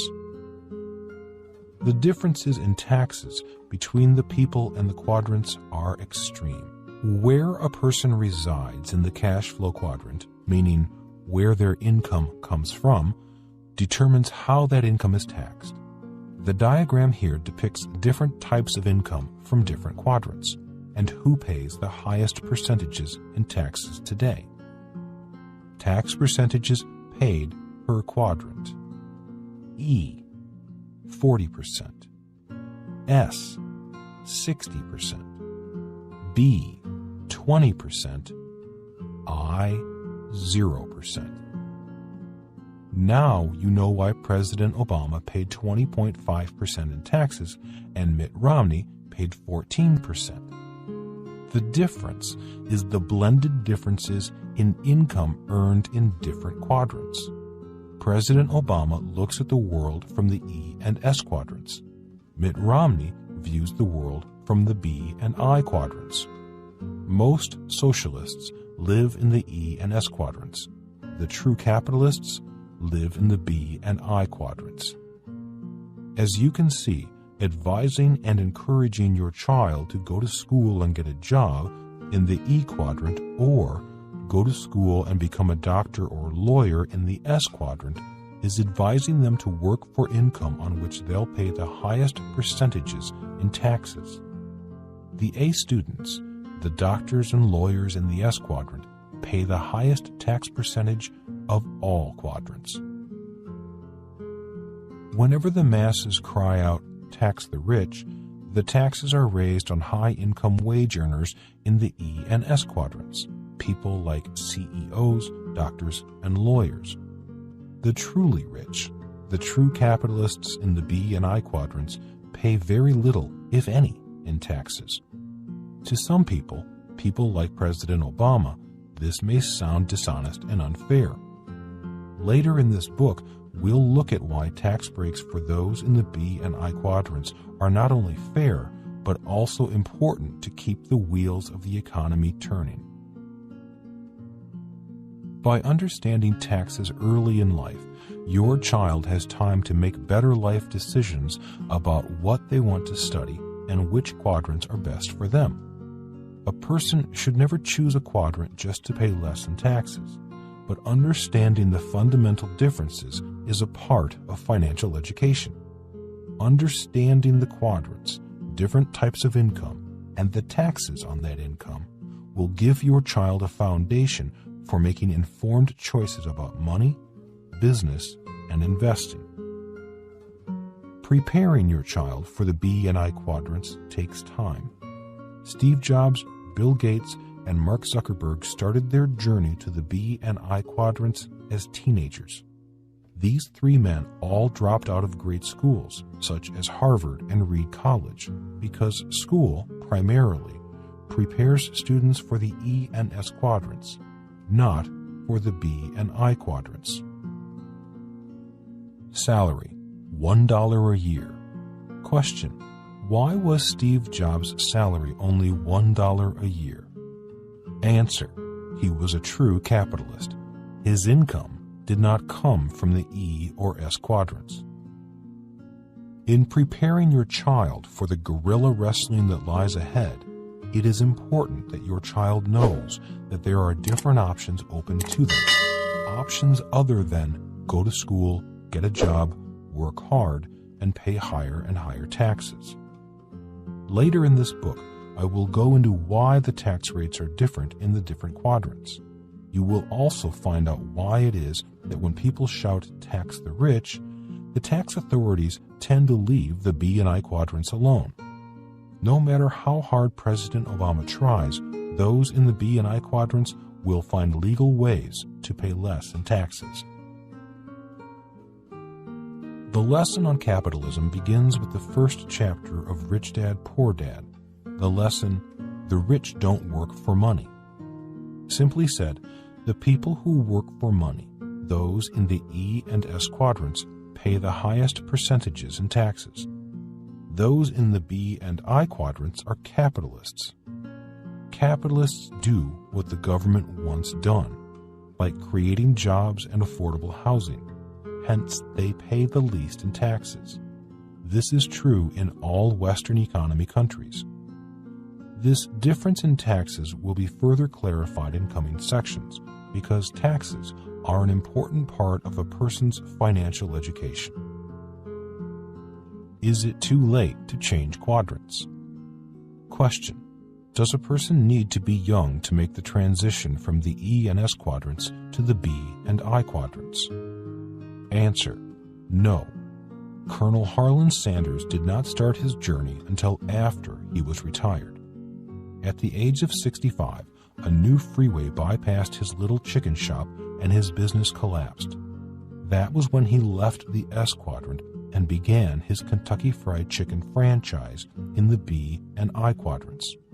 The Colonel's advantage was that he was pretty good at making chicken in the S quadrant when he started his journey to the B and I quadrants.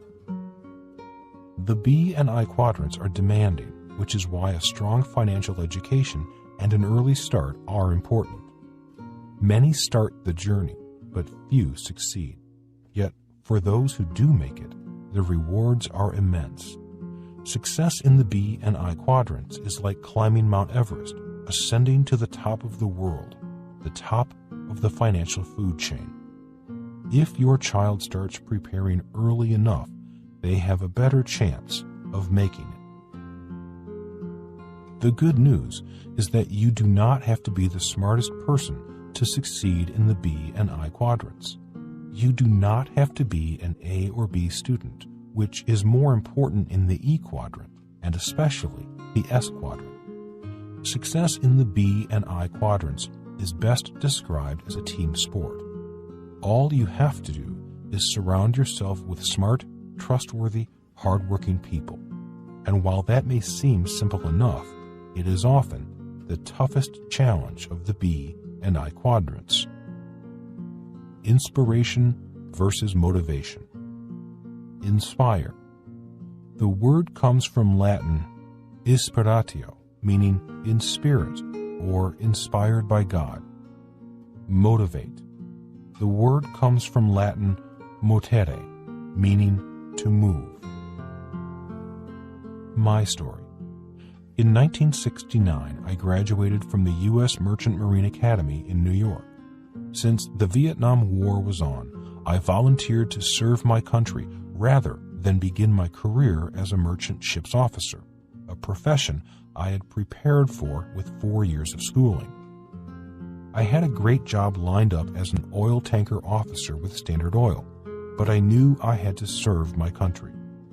So in 1969, rather than sail for Standard Oil, I volunteered for military duty as a Marine and went to flight school. Driving through the gates of the U.S. Navy Flight School at Pensacola, Florida, was the beginning of a great adventure in learning. High school was a horrible experience for me. The academy was tough and competitive, but flight school was my love affair with learning. No matter how challenging the flight school was, the love of learning never left me. For the first time in my life, I loved being a student. Learning to love learning is important because education is a process. Navy Flight School was truly a process of turning a caterpillar into a butterfly. Flight school was more than educational. Flight school was transformational. Flight school challenged me mentally, emotionally, physically, and spiritually, and I loved the challenge. That is what education should do: inspire a student to learn more and become more. I believe one important job of a parent is to find the educational process that brings out your child's gifts and inspires their love of learning. It might be in music, gardening, medicine, art, or law. For me, it was flight school. As I said, learning to fly renewed my love of learning, just as the game of Monopoly inspired me to become rich. Unfortunately, if you motivate externally rather than inspire internally, motivation becomes manipulation. It is most important that the educational process inspires the child and brings out their genius, rather than punishing them for not doing well on tests and making them feel stupid. If a child has a strong financial education from home, they can do what they love and still do well financially. Using myself as an example, today I am a teacher. For most teachers, their income comes from the E quadrant. And while most teachers complain about not making enough money, I don't have that complaint. Why? Because I am a teacher in the B quadrant. Since I am also in the I quadrant, I do not need a paycheck. Most of my money comes from the I quadrant, which is taxed at a much lower rate, often 0%, legally. Use the quadrants to inspire. The lesson for parents is the quadrant is more important than the profession. Much of this book is about the differences in education, skills, and experience that are required to do well in the B and I quadrants. The real question is, which quadrant inspires your child the most? The E and S quadrants did not inspire me to learn. The B and I quadrants did. The profession a child chooses makes little difference. I am a teacher, but a teacher in the B and I quadrants, not the E quadrant. I never dreamed I would be a teacher. I just knew which quadrants I dreamed of. The same was true for Steve Jobs. If you read his biography, you'll learn that he did not dream of becoming an employee or self-employed small business owner. His dreams were bigger than that. Rich Dad Lesson. It's not the profession that determines a person's earning ability. It's the quadrant. My mom and dad were E's in the employee quadrant. They often said, the rich pay less in taxes because they're crooks. Although they were well educated, their education did not include the study of the quadrants, different types of income, and taxes. Preparing for the worst. One reason why people have trouble changing quadrants is because most people choose quadrants out of fear rather than inspiration. For example, most people choose the E quadrant because they fear not having money, a financial fear which causes them to seek job security, benefits, and a steady paycheck. Many people gravitate to the S quadrant due to a lack of trust. It's my experience that most S quadrant people do not trust many people.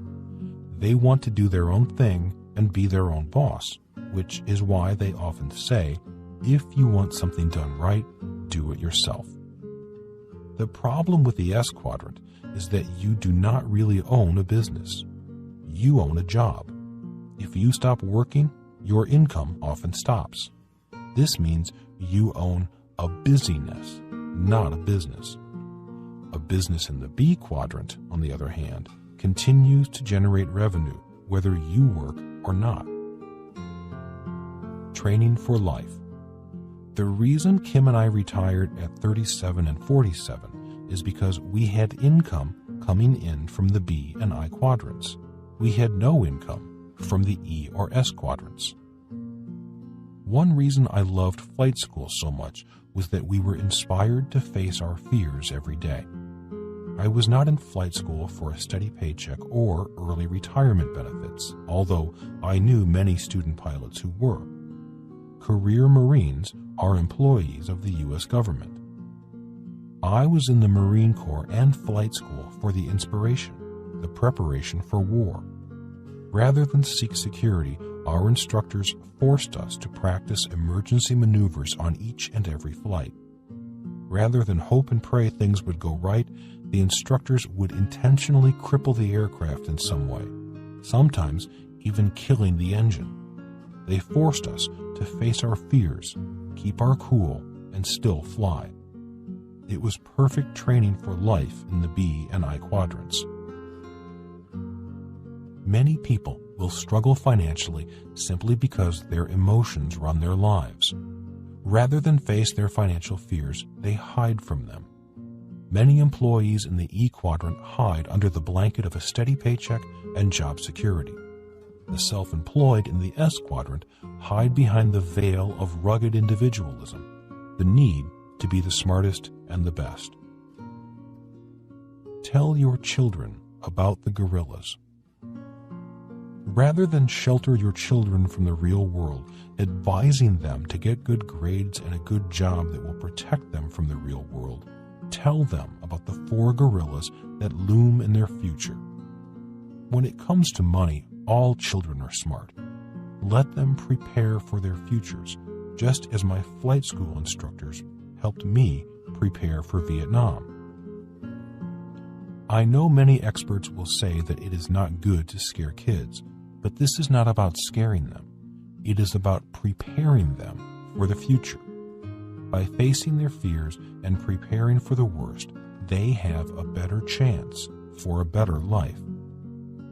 Then, if your child decides they would rather seek job security in the E quadrant or independence in the S quadrant, they will, at the very least, make a better informed personal decision.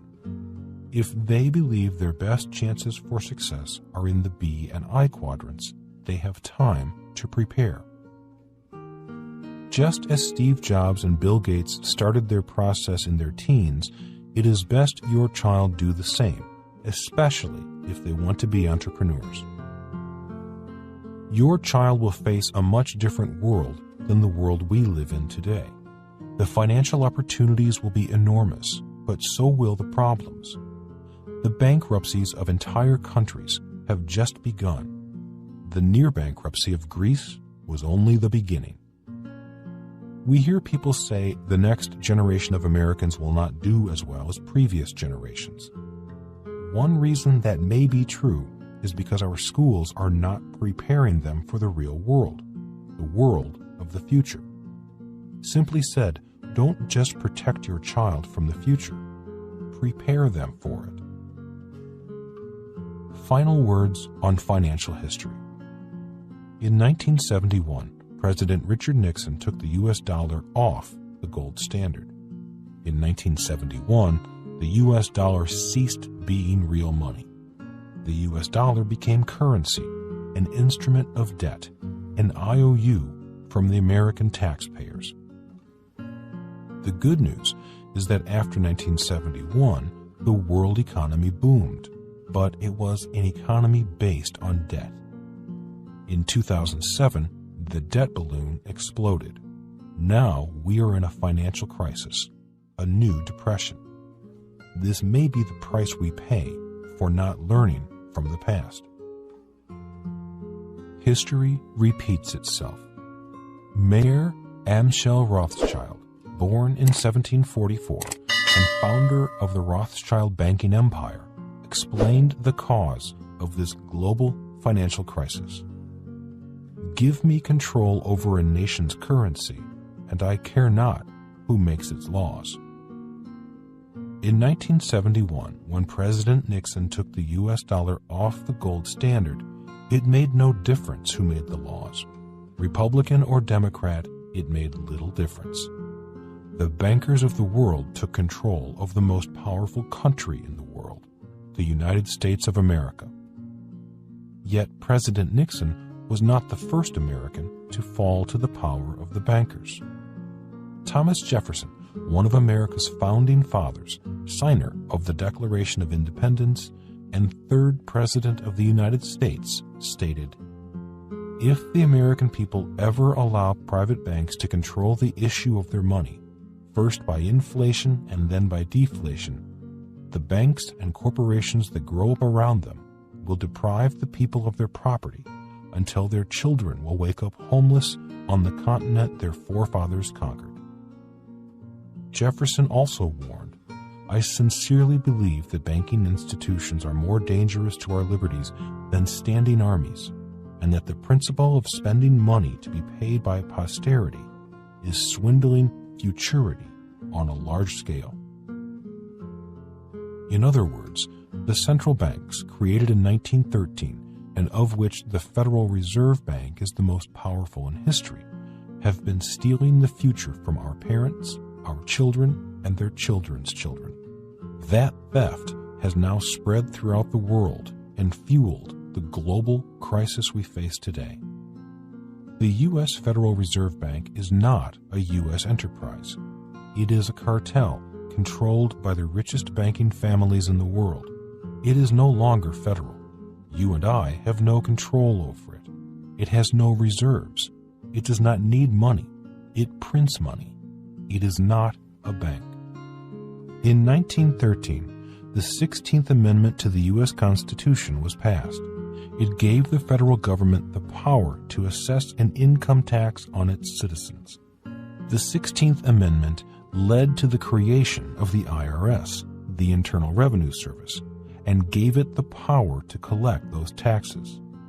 By 1913, the citizens of the United States lost control over their money.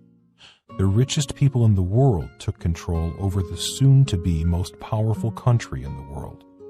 A cash heist began with taxes, because taxes are how the rich and powerful put their hands into our pockets via the government they control. This theft of our future via the banking families of the world is the reason I believe we have no credible financial education in our schools, and why parents must fill that void and prepare their children for the financial realities of the future. Thomas Jefferson, born in 1743, warned of this, and this was a part of his warning. The banks and the corporations that will grow up around them will deprive the people of their property until their children will wake up homeless on the continent their forefathers conquered.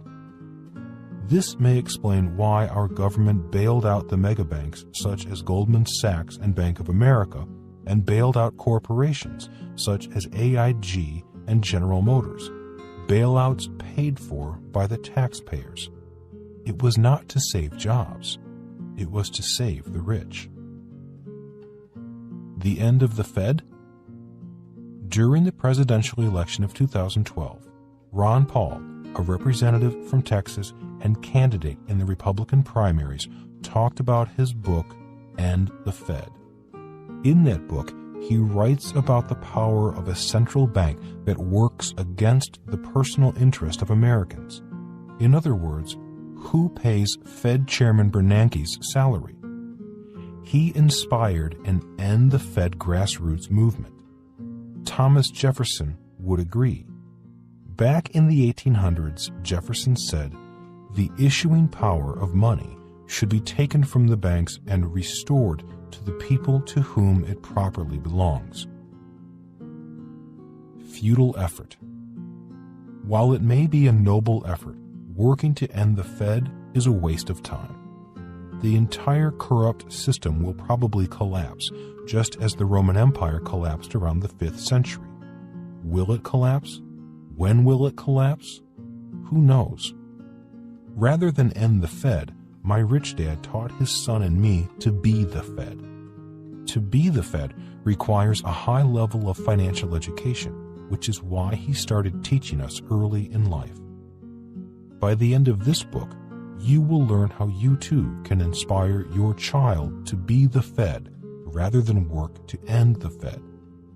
By the end of this book, you will learn how I print my own money, as the Fed does, and pay less in taxes, like the country's largest corporations do, legally. And I make this point because with financial education, the type of education that can transform lives, you and your children can print your own money too. I want to be clear here. I am not saying this is fair. There are lots of things in life that aren't fair. What I am saying is that freedom is a noble concept and one for which I believed I went to war. It includes the freedom to make choices. It is my opinion that our school system is dysfunctional if it does not give our students the freedom of choice over education in the 4 quadrants. Our world needs more men and women like Steve Jobs, people who needed to leave school to learn about the B and I quadrants.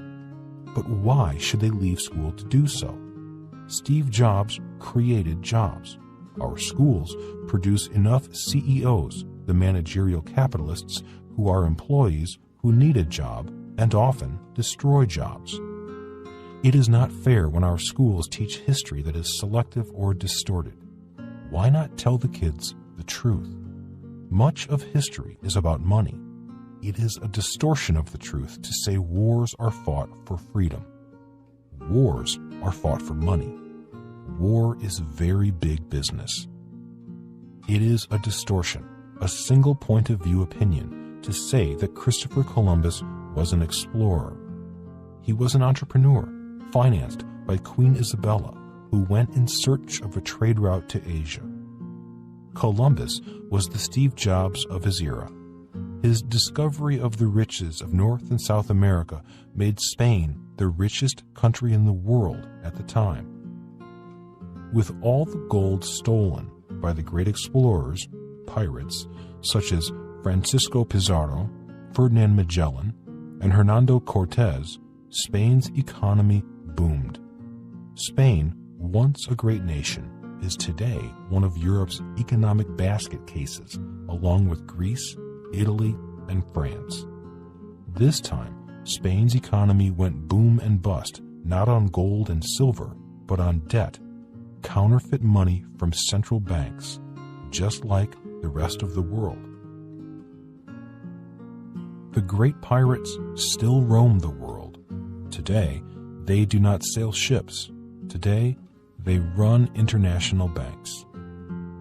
Mayor Amschel Rothschild's words from 1838 are worth repeating.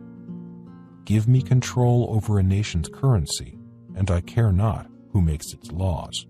Today, he might say, give me control over the world's currency, and I care not who makes its laws. Lessons from the game of Monopoly. The rules of Monopoly state, the bank never goes broke. If the bank runs out of money, the banker may issue as much as needed by writing on any ordinary paper.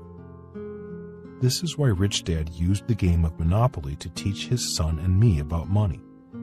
My Rich Dad often said, Monopoly is the real game of life. The world today. Today, the world runs on counterfeit money, debt, and IOUs from taxpayers. The bankers who built this global house of cards became very rich, many receiving handouts and bonuses from the government, as millions of taxpayers became very poor. This is not only true in America, it is true all over the world. International guerrillas. Here are a few modern-day examples of what happens when pirates take control of a nation's money. Japan. Japan's economy has been stagnant for over 20 years, although Japan has one of the highest savings rates in the world. So much for the idea that Americans need to save more money to save the economy. Greece.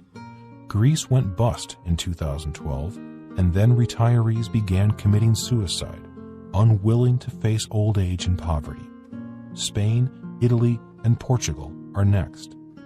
In many countries, the best and the brightest leave home in search of opportunity in other countries. This crisis is known as a brain drain. Italy. In Italy, in early 2012, in just one day, the price of a gallon of gas went from $10 to $16. This was because of an increase in taxes to help pay the interest on the national debt. The problem with most highly educated bureaucrats is that they think increasing taxes will save the economy.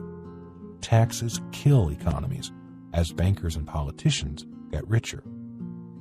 3 things happen when banks print money. Taxes and inflation go up, and people become poorer. France. France, the second largest economy in Europe, is deeply in debt as growth slows. Rather than work harder, the French want to have more time off, work less, and take earlier retirements. As their productivity declines, so will France. To solve the problem, France is raising taxes on the rich, just as the United States wants to do. When you tax the rich and their money leave the country. China. China's engine of growth is sputtering as unemployment and its military power rises. Mexico. In Mexico, America's neighbor, drug lords have more money, guns, and influence than the government. Obviously, this is not an ideal environment in which to raise children. Give your child a financial head start. If you want your child to have an unfair advantage in life, teach them about money and money's impact on history. Teach them the real rules of money and taxes. In an upcoming section of this book, you will learn the real-life unfair advantages that a financial education can give your child. Unfair advantages that even A students do not have. Your child's future. Repeating Edmund Burke's warning, those that cannot remember the past are condemned to repeat it. Personally, I would rather learn from the history of money than be crushed by the future of money. Since 1971, it's been reported that the U.S. dollar has lost over 90% of its purchasing power. It's not going to take another 40 years to lose the last 10%. Consider this. If you teach your children to be capitalists, educate them about the unfair advantages that the B and I side of the quadrant offers for capitalists, and inform them of the real rules of money and taxes, there is less of a chance the four gorillas sitting in the room will stomp on your child's future. Action step for parents. Use money problems as opportunities to learn. My mom and dad did their best to protect the kids from their money problems. The problem was all four of us kids knew we had problems. Rather than learn to face our money problems, we learned to hide from them. When my rich dad had money problems or employee problems, he would use the real-life problem as opportunity to learn. He would take the time to explain the problem and possible solutions to the problem. Rich Dad often said, problems can make you smarter. Problems can also make you poorer. It's your choice. When money problems occur in your home, I suggest parents use this book or other resources to seek possible solutions to your personal financial problems. Then discuss the problem and possible solutions, growing smarter and bigger than the problem. A family can use money problems and working through solutions as a way to grow smarter together. Later in life, when your child is faced with money problems, this habit will help them see the problem as opportunities to grow smarter about money. If your child is too young or not yet ready to handle the sometimes disturbing real-world money problems, take them grocery shopping and discuss how you budget your money to feed the family. That will be a real-world education. We all have money problems, even rich people. What makes us richer or poorer is how we handle our money problems. I've learned not to waste a good money problem because every time we solve one, we get smarter in the process.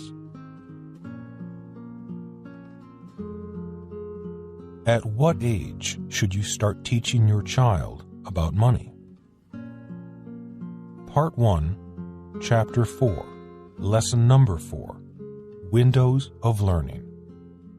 I'm sure most parents are well aware of their child's awareness related to money. As a baby, shiny coins catch their eye, and as they get older, children begin to get a sense of what things cost. Many of us probably recall our parents' admonitions when we wanted a new toy or bike. Do you think money grows on trees?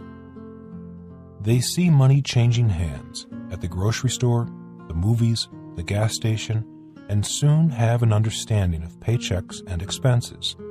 They come to like the idea of having money of their own, whether it's a few dollars from the tooth fairy, $5 from Dad for some extra help with the yard work, or a cash birthday gift from Grandma. Question: at what age should you start teaching your child about money? Answer: the moment they can tell the difference between a $1 bill and a $5 bill. Making the case. All children go through 3 important windows of learning. The 3 early windows of learning are: first window, birth to age 12. Second window, age 12 to age 24. Third window, age 24 to age 36. The 3 windows of learning. When teaching children, it is important to be aware of the 3 windows of learning and what a child is experiencing as he or she ages and moves through stages of development. Window of learning number 1, birth to age 12, quantum learning. Most educational psychologists agree that learning window number 1 is the period of quantum learning in a child. Anything they can see, taste, and feel is a new and exciting learning experience. They may not understand the word hot, but they soon know what hot feels like. During this learning window, the child's brain is like clay. Their brain is also whole at first. It is not until the age of 4 that the brain begins to divide into a right hemisphere and a left hemisphere.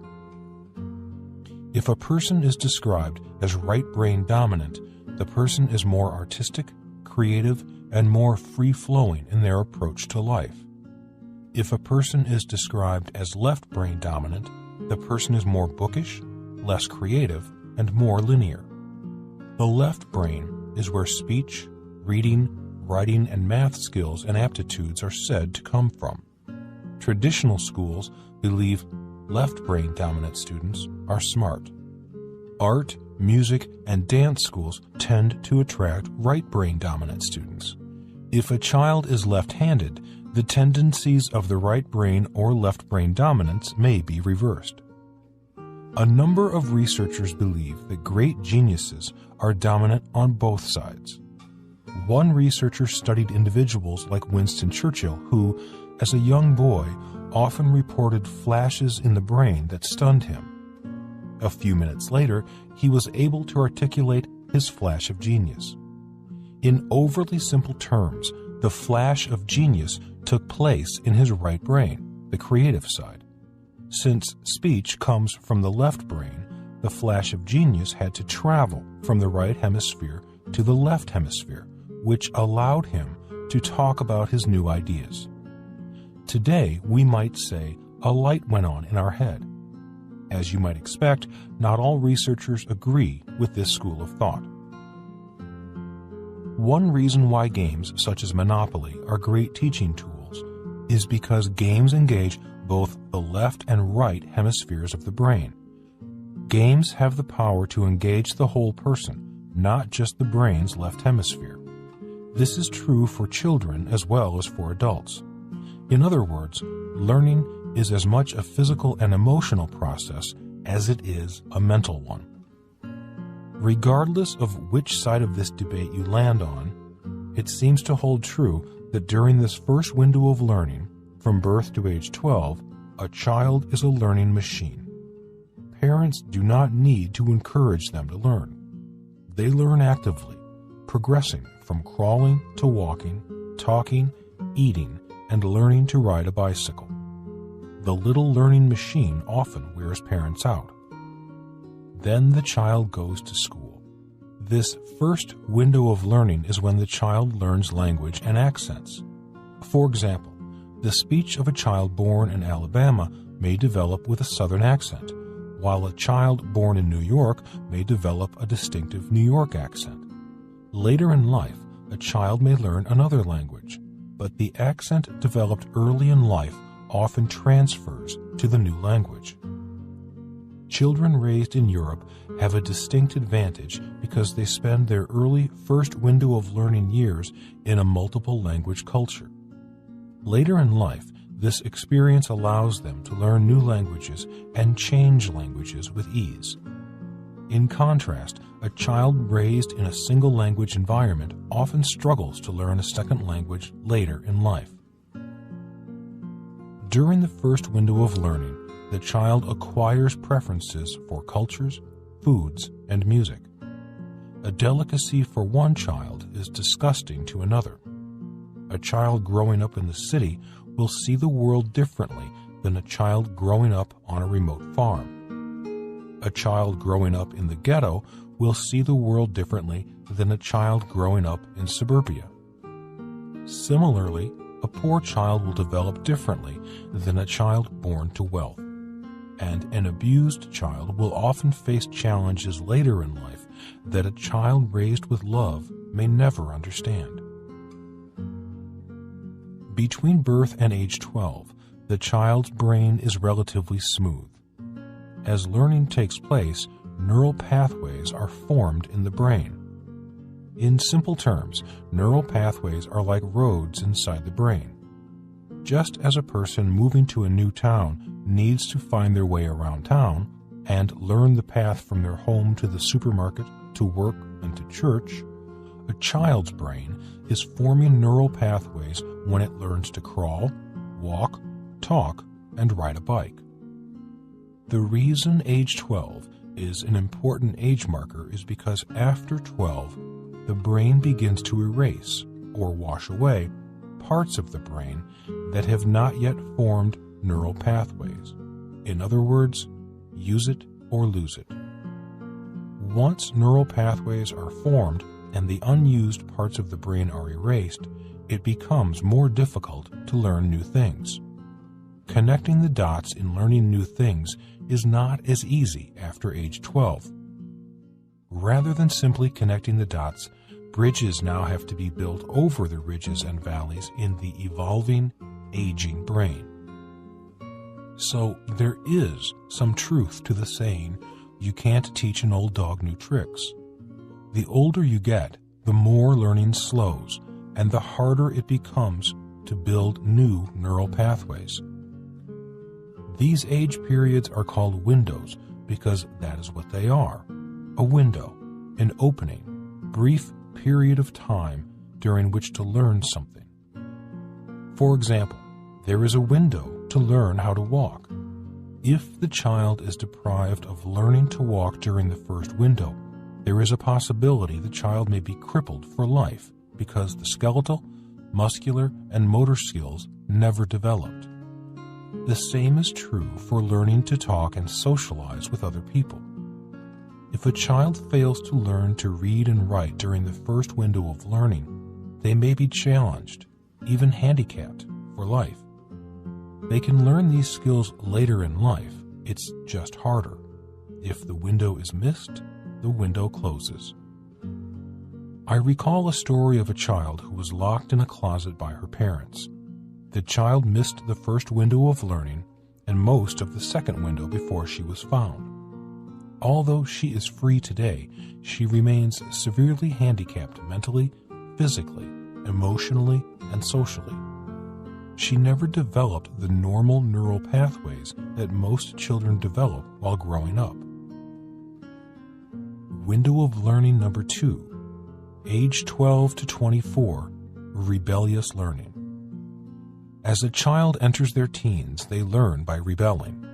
For example, if you tell a teenage boy, "Don't drink," chances are he will drink, or at least be more inclined to experiment with alcohol. If they borrow your car and you say, "Don't speed," chances are they will speed. And if you say, "Don't have sex," the more curious they become about sex, especially with the peer pressure kids face today.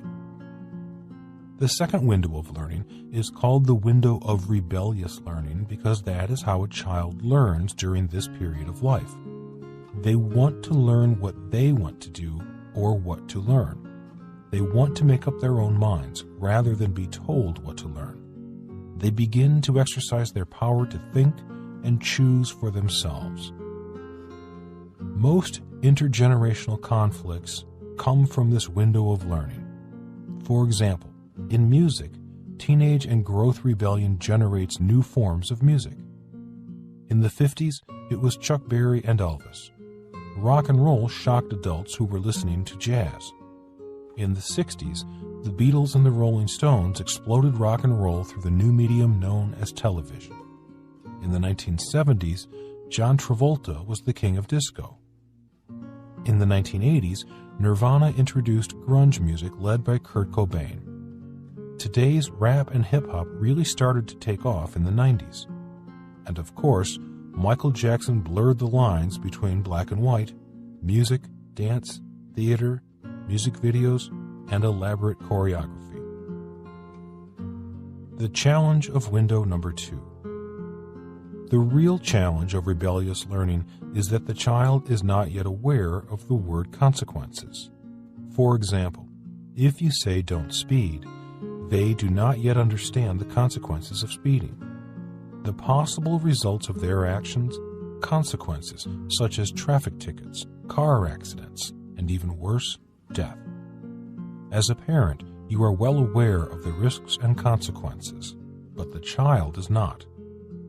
The lives of many teens veer off track during this rebellious period.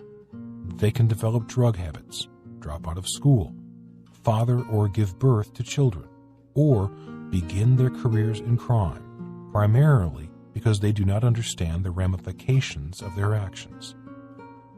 It goes without saying that the second window of learning is a very important window. The child's relationship to his or her parents during this time is crucial. During this period of development, much like the first window of learning, a parent is the child's most important teacher. This is not to say that a parent is a bad parent, or the child is a bad child, if the child gets into trouble during this time. This second window of learning has an important function. It's a time when a child instinctively rebels and experiments, because this is how he or she learns during this period of life. The relationship between parent and child is often tested in dealing with consequences when a child gets in trouble. This is a critical time in the developing relationship between parent and child. For example, how do parents respond when their daughter wrecks the car? How do parents respond if their son is arrested for drunk driving? This is when the parent-child relationship is tested. This is when the parent finds out how good a teacher they are, or are not. How does a parent respond when they find out their clean-cut, college-bound son is earning a few $1,000s a month selling drugs? Does the parent have their son arrested, or do they do their best to cover up his criminal behavior? What does a parent do when they find out their child is cutting classes and has disciplinary problems in school? Blame the school for their child's problems, or resolve the problem responsibly with the school, the teacher, and the student? What does a parent do when their teenage daughter comes home, announces she is pregnant, and does not know who the father is? Obviously, there is no one easy answer to any of these situations. Every circumstance is different, just as every child is different. In a home with more than one child, the differences between them can be astounding. The lessons between parents and each child are unique and oftentimes challenging. This is a time when communication is critical, as well as a willingness to see other points of view. I believe the most precarious time in an individual's life is during the second window of learning, ages 12 to 24. If a child can get through those years, they have a better chance of doing well in life. So the question is, how well prepared are you, as a parent, to handle the second learning window, the years during which your child is learning by rebellion? If you have done a good job during the first learning window, you may have a better chance of guiding your child through the second. You are in good company if you've used this sentiment in navigating those years. Hopefully, they'll grow out of it. Most kids do, but as we all know, some don't. That's when the role of a parent becomes even more critical. Window of learning number 3, ages 24 to 36, professional learning. This learning window is where the adult learns to make their way in the world. Obviously, this is another very, very crucial window of learning. This is where the parent observes how well they and the school system did as parents and teachers. As most adults know, the real world is not always fair, equal, or kind. The real world can be a very tough teacher. During the third learning window, the individual begins to grow roots professionally. For example, if they have gone to medical school, they begin to find out how good a doctor they are or are not. They find out if they chose the right profession. If they lack professional education, they may wander from job to job before finding themselves, if they ever do. Many young adults struggle to find the courage to follow their dreams, and so often, that's where a child's genius, his or her special gifts and talents, are found. During this learning window is traditionally when young people marry, start a family, and buy their first home. This is when the financial realities of the real world sink in. Life becomes more and more about money, and often the lack of it. How a young person addresses increasing financial pressures will depend upon what the child learned about money during the first and second learning windows. Since 2007, millions of young people have been unable to find meaningful employment or have been underemployed during their third window. Failing to develop during the third window of learning can adversely affect the rest of their lives. That is why global youth unemployment is a greater problem than just young people not finding a job. A generation of unemployment among young adults is likely to present massive problems years into the future, problems your child may have to deal with. A school teacher may teach your child for a semester or a year, but a parent is a teacher for life. The consistency and stability that a parent brings to a child's life as that lifelong teacher throughout all the windows of learning reiterates why parents are a child's most important teachers. My story. Obviously, I did not know about the windows of learning when I was 9 years old. I just knew something was missing in school. What was missing was the subject of money. That's why I went in search of my rich dad. I instinctively knew I needed another teacher, a different teacher. My search for a new teacher really began when I was 7 and saw my mom sitting at the kitchen table crying. She was crying because bills were piling up and our family was out of money. I can still remember her showing me the family bank statement, filled with lines of red numbers. In the 1950s, banks sent typed bank statements to customers. The statement came on gold-colored paper. At the beginning of the month, after my dad deposited his paycheck, the numbers were in black. As my parents wrote checks, the black numbers turned red, indicating that there was not enough money in the bank account to cover the checks. Their checking account was overdrawn. It deeply disturbed me to find my mom crying. At the age of 7, I could not understand why someone would cry about money. My first window for learning had opened.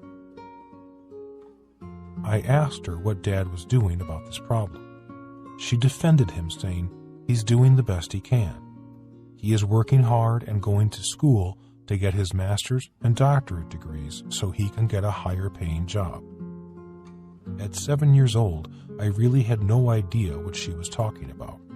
I just knew something was wrong, something very important. Today, as an adult, I cringe and bite my tongue when I hear someone say, "I'm going back to school for another degree," as a solution to their financial problems. I can still hear my rich dad saying, "If going to school made you rich, then school teachers would be millionaires." My first window of learning. As I've said, my rich dad would teach his son and me our lessons on money after playing games of Monopoly. Rather than tell us what to do and warning us not to make mistakes, he used the mistakes we made during the game as the basis for discussion and lessons to be learned. According to the learning windows theory, then my neural pathways relating to money began to connect while playing the game of Monopoly. My grades in school were never good. No matter how hard I studied, I was just an average student. Both my dads were concerned about my grades, and Rich Dad's son, Mike, was not much better in school than I was. One day, Rich Dad took us aside and said, "Your grades are important, but I will let you in on a secret to real life." "What is the secret?" we asked. Leaning forward, Rich Dad whispered, "My banker has never asked me for my report card. My banker does not care if I was a good student or what school I went to." Curious, we asked Rich Dad, "What does your banker want to see?" "My financial statement," Rich Dad said, reaching into a file drawer of his desk. Showing us his financial statement, Rich Dad said, "Your financial statement is your report card when you leave school. The problem is, most kids leave school and never know what a financial statement is." When Kim and I created our board game, Cash Flow, we built the game around a financial statement. A financial game built around a financial statement is the evolution of the game of Monopoly. It's a way to apply the money and investing lessons of the game to real life. During my first window of learning, Rich Dad burned the image of a simple financial statement into my brain. This simple diagram became part of the development of my neural pathways that would someday guide the direction of my life. When it came to teaching us the language of money, Rich Dad used very simple definitions for the most common financial vocabulary words. For example, rather than the complex and confusing definitions for asset and liability found in the dictionary, he used simple definitions that anyone could understand. For example, Webster's dictionary defines an asset this way. Asset, noun. A, the property of a deceased person subject by law to the payment of his or her debts and legacies. B, the entire property of a person, association, corporation, or estate applicable or subject to the payment of debts. Rich Dad defined the word asset in simple terms, something that puts money in my pocket. His definition for liability was just as simple, something that takes money out of my pocket. It is the direction of cash flow, money coming in and money going out, that defines the difference between assets and liabilities. To Rich Dad, the words cash flow were the two most important words in the world of money. If you could not see cash flowing, you could not tell if something was an asset or a liability. That is why Rich Dad said, "My house is not an asset." It was not an asset because even though it was mortgage and debt-free, he still had to pay real estate taxes, electricity, sewer, water, maintenance, and insurance each month. Since his house, his personal residence, took money out of his pocket each month, his house was a liability. His rental properties were a different story. They were assets, even though they had debt on them, because his tenants' rent payments covered the mortgage, taxes, and repairs on the property, and still put money in Rich Dad's pocket. Every year, he grew richer because every year he would buy more rental properties, his green houses, until he could start buying red hotels. Once he had several red hotels, he stopped buying little green houses. Rich Dad constantly repeated, "Assets put money in my pocket," and then drew a line on the financial statement from the asset column into the income column. The words, the explanation, and the diagram locked the definition into my mind and developed a neural pathway in my brain. Rather than using words alone for a definition, left brain, I also had a picture, right brain, that I associated with the physical experience of playing the game. Most important of all, I had a great teacher, a man who was patient and knew what he was talking about, a man who loved us and let us know we were important to him, a man who wanted us to do well in the real world.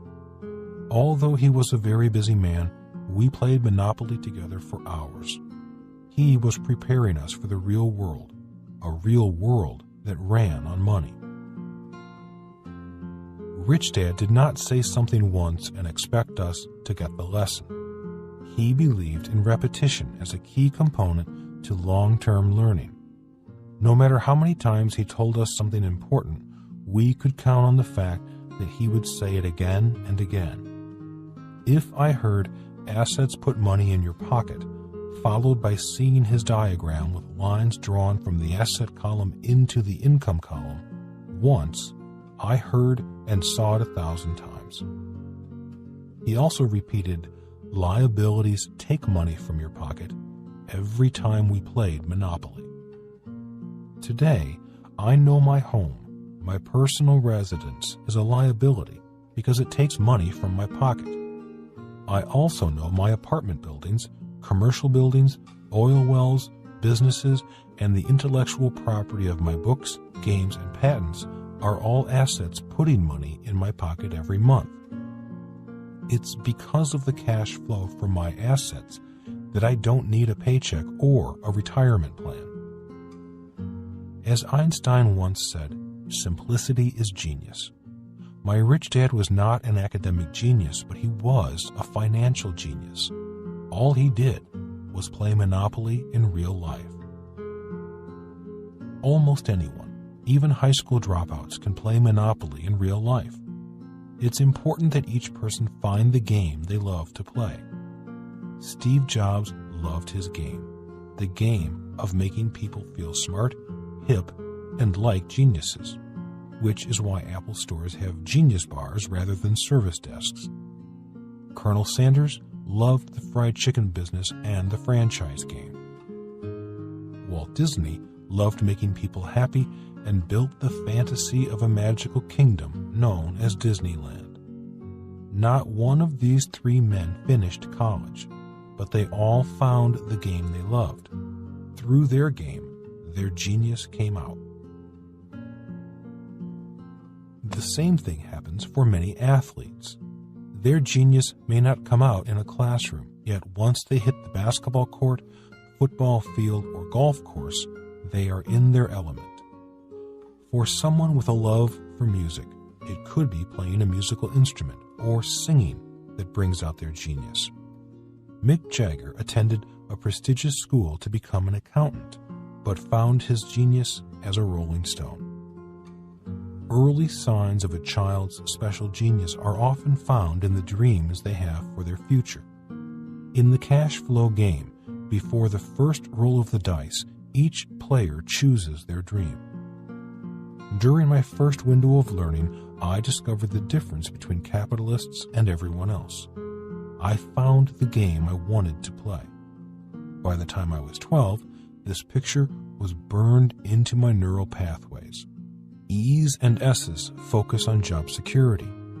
B's and I's focus on property, production, and asset acquisition. As a 12-year-old, I did not know how I was going to acquire assets such as businesses and property, but my neural pathways were forming, and they were focused on the asset column. When I went with Rich Dad to collect rent or evict tenants, my neural pathways grew firm, and I became more convinced of my path in life. Although I did not realize it at the time, I was making plans to become a capitalist. My second window of learning. The years between 12 and 24 were an interesting time for me. I was in academic trouble in high school and flunked out of English twice at ages 15 and 17. I'm thankful that my dad was the superintendent of education. If not for him, I might have dropped out of high school at age 15. When I got into academic trouble the first time, my dad did not panic or scold me. He just said, "Often in life, you will run into people you do not like and who do not like you. Learn from the experience, grow from it, and move on." My dad was talking about my English teacher, a horrible teacher who flunked nearly 2/3 of his class. My dad fired the teacher, explaining to the assembly of high school teachers, "A teacher's job is to teach, not fail students. If a student fails, the teacher has failed." When I failed English again at the age of 17, my dad smiled and said, "You're on your own now." This caused me to approach my teacher, retake some tests, and graduate with a D. Also at the age of 15, my rich dad was allowing his son and me to sit in on his Saturday management meetings. Rich Dad had his accountants, attorneys, architects, builders, bankers, sales managers, property managers, and human resource manager at these meetings to discuss the challenges facing his business. Inspiring genius. Many years later, at the Merchant Marine Academy in New York, I met the English teacher of my dreams. He was a great teacher who inspired me to write. After struggling with English all through high school, I finished college-level freshman English with a B. If not for Dr. A. Norton, I might not be known as a best-selling author today. The best team wins. Many of Rich Dad's advisors, like his attorneys, accountants, and bankers, were A students, individuals who were very smart academically. Others were great managers, B students, bureaucrats whose skill was the ability to deal with people, one of the toughest aspects of a business. Some of his managers had college degrees. Others came up through the ranks. Rich Dad's team included his attorneys, accountants, bankers, managers, and other leaders. He often said, "Business is a team sport. The person with the best team wins." Rich Dad often said, "You have to be smart in the E and S quadrants. In the B and I quadrants, I don't have to be the smartest person. All I have to do is surround myself with A students." My own advisors. Today, I have my own team of advisors. They are experts in very specific areas of business and investing. They have written books that share their expertise and experience, and those books have become the Rich Dad Advisor Series. Thinking is hard work. Henry Ford, another man who did not finish school, had a great team of advisors. There is a story about Henry Ford that goes something like this. A group of academics met in his office in an attempt to prove him stupid. Once the meeting got started, the academics began asking him questions. With each question, Henry Ford would simply pick up one of the many telephones on his desk and say, "Ask him," or "Ask her." Frustrated, the lead academic blurted out, "That is what we are talking about. You don't know anything. Every time we ask you a question, you just tell us to ask someone else." That was the moment Ford was waiting for. He paused for a moment, then said, "I hire the smart people your schools produce. They give me answers, like you train them to do. My job is to think." He then spoke words he is famous for today. Thinking is the hardest work there is, which is probably the reason why so few people engage in it. The meeting was over. The power of languages. I was not good at learning languages. Not only did I flunk English twice, but I also failed French, Spanish, and Japanese. Yet, in my Rich Dad's meetings, I noticed that different professions spoke different languages.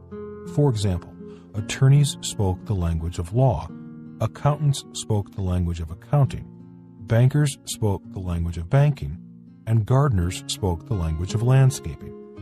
I realized that if I wanted to be a capitalist, I had to learn the different professional languages within the English language. I knew I could make more money than most A students if I studied the languages of money. While still in high school, during my second window of learning, I made a mental note to pay close attention to the words different professionals used.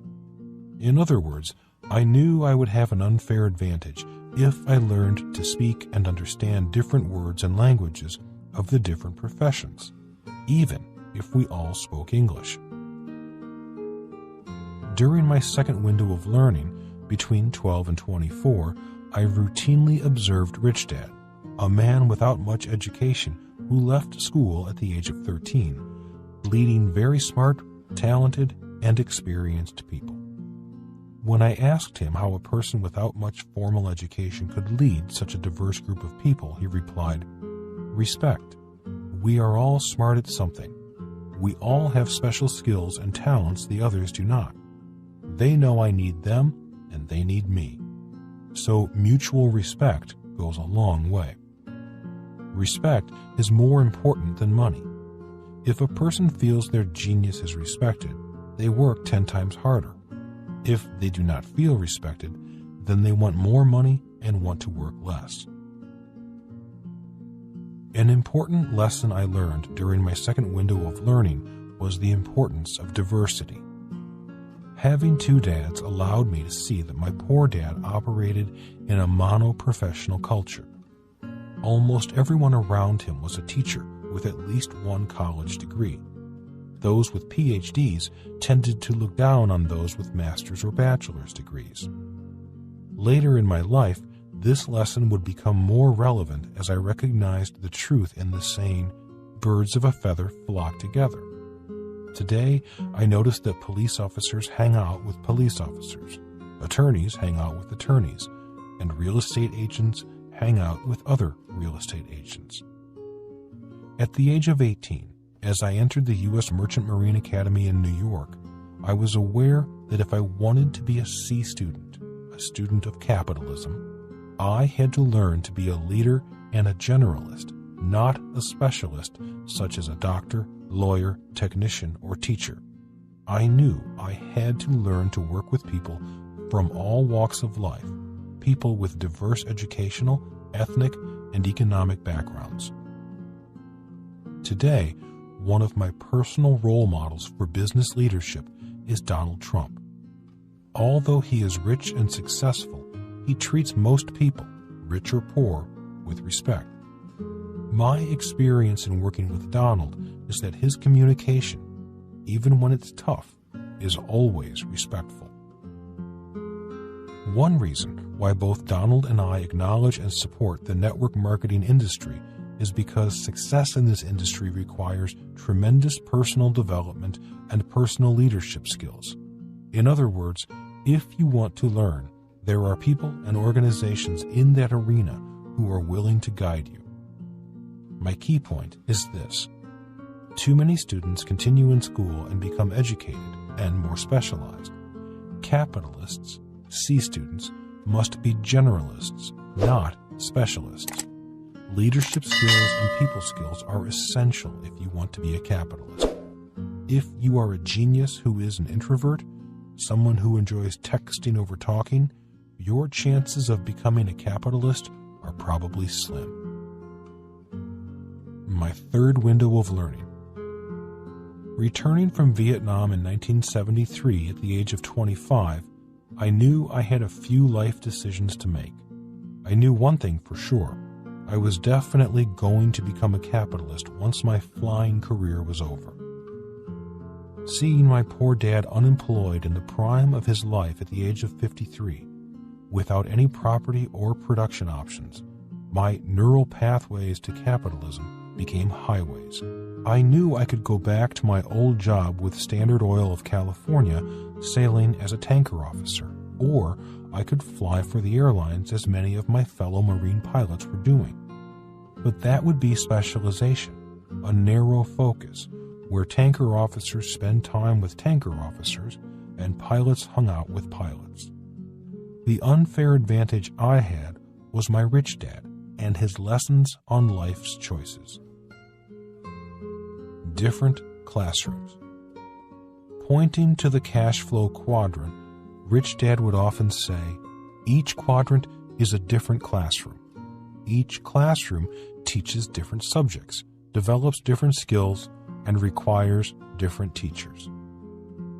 As I began my third window of learning as a young adult, I knew it was time for me to decide which quadrant, which classroom, was next for me.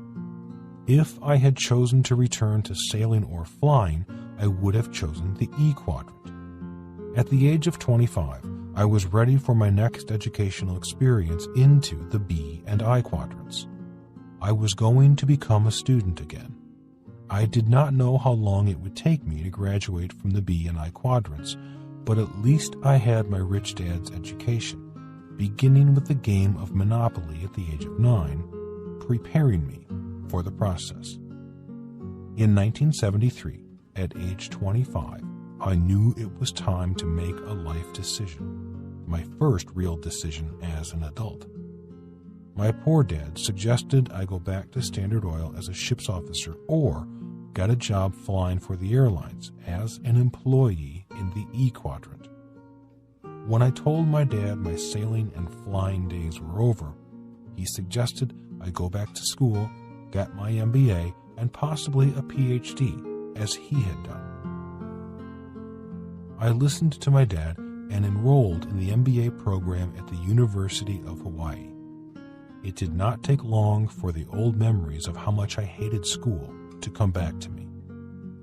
After learning to fly from real combat pilots, it was tough to learn from university professors who had little, if any, real-life business experience.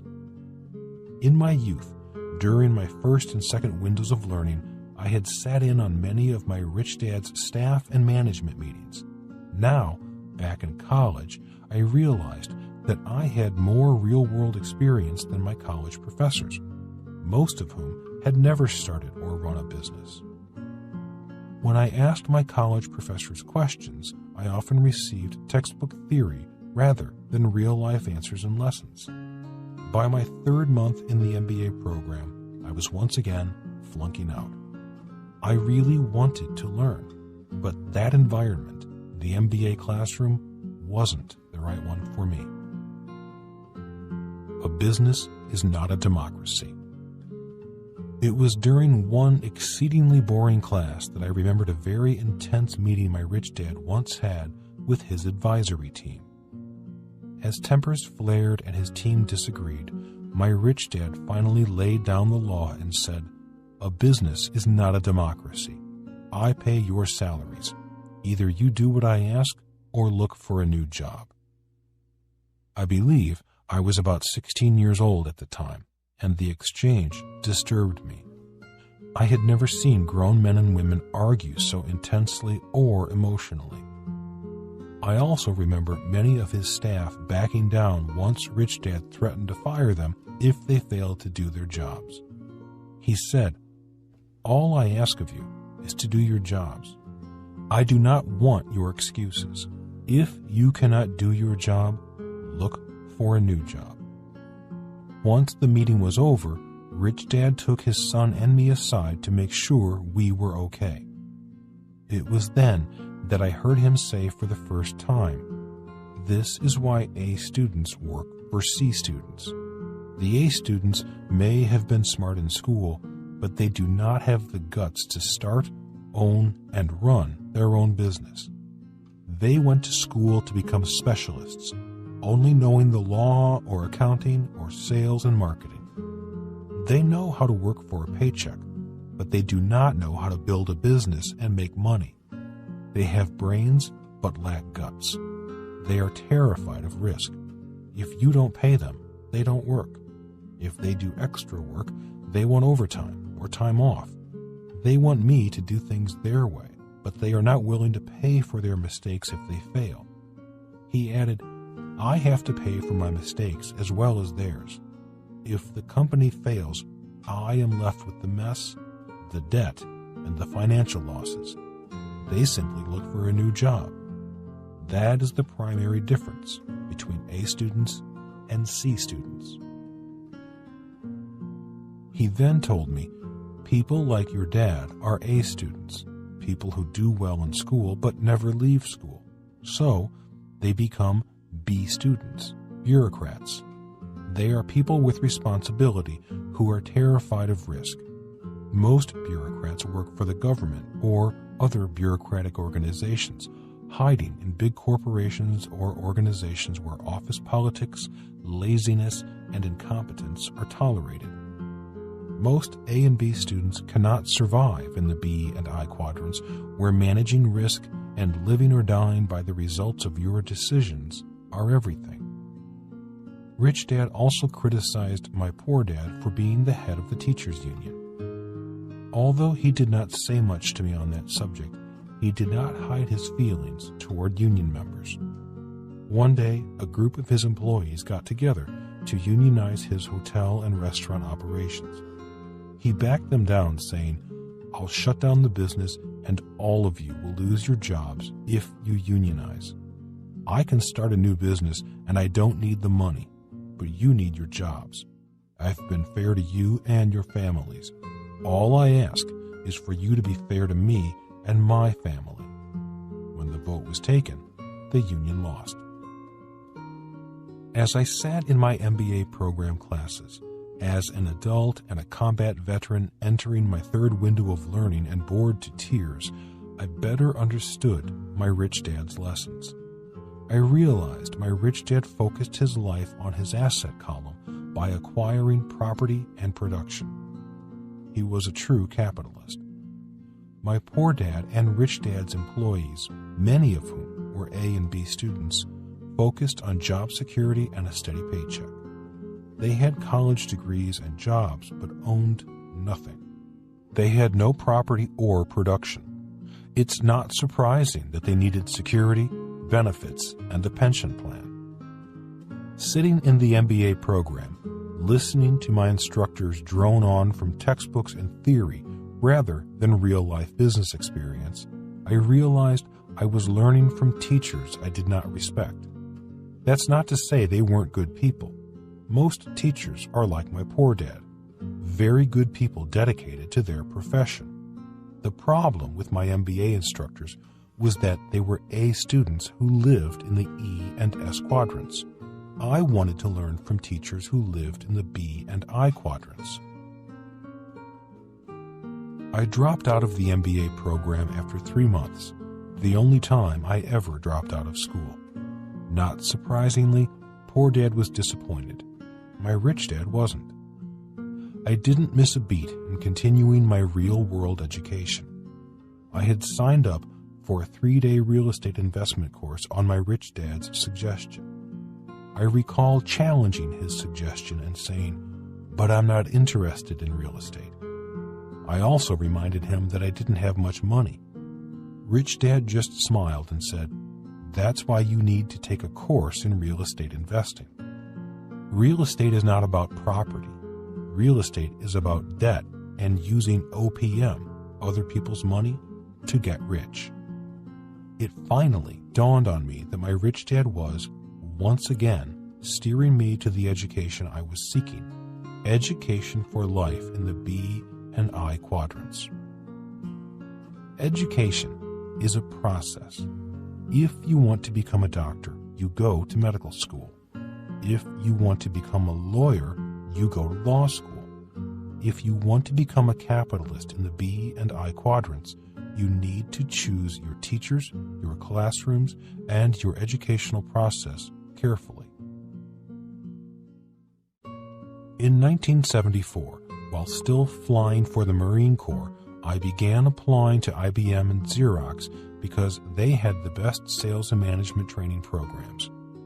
Just before completing my contract with the Marine Corps, I was accepted into the Xerox Corporation's training program and was flown to their training headquarters in Leesburg, Virginia.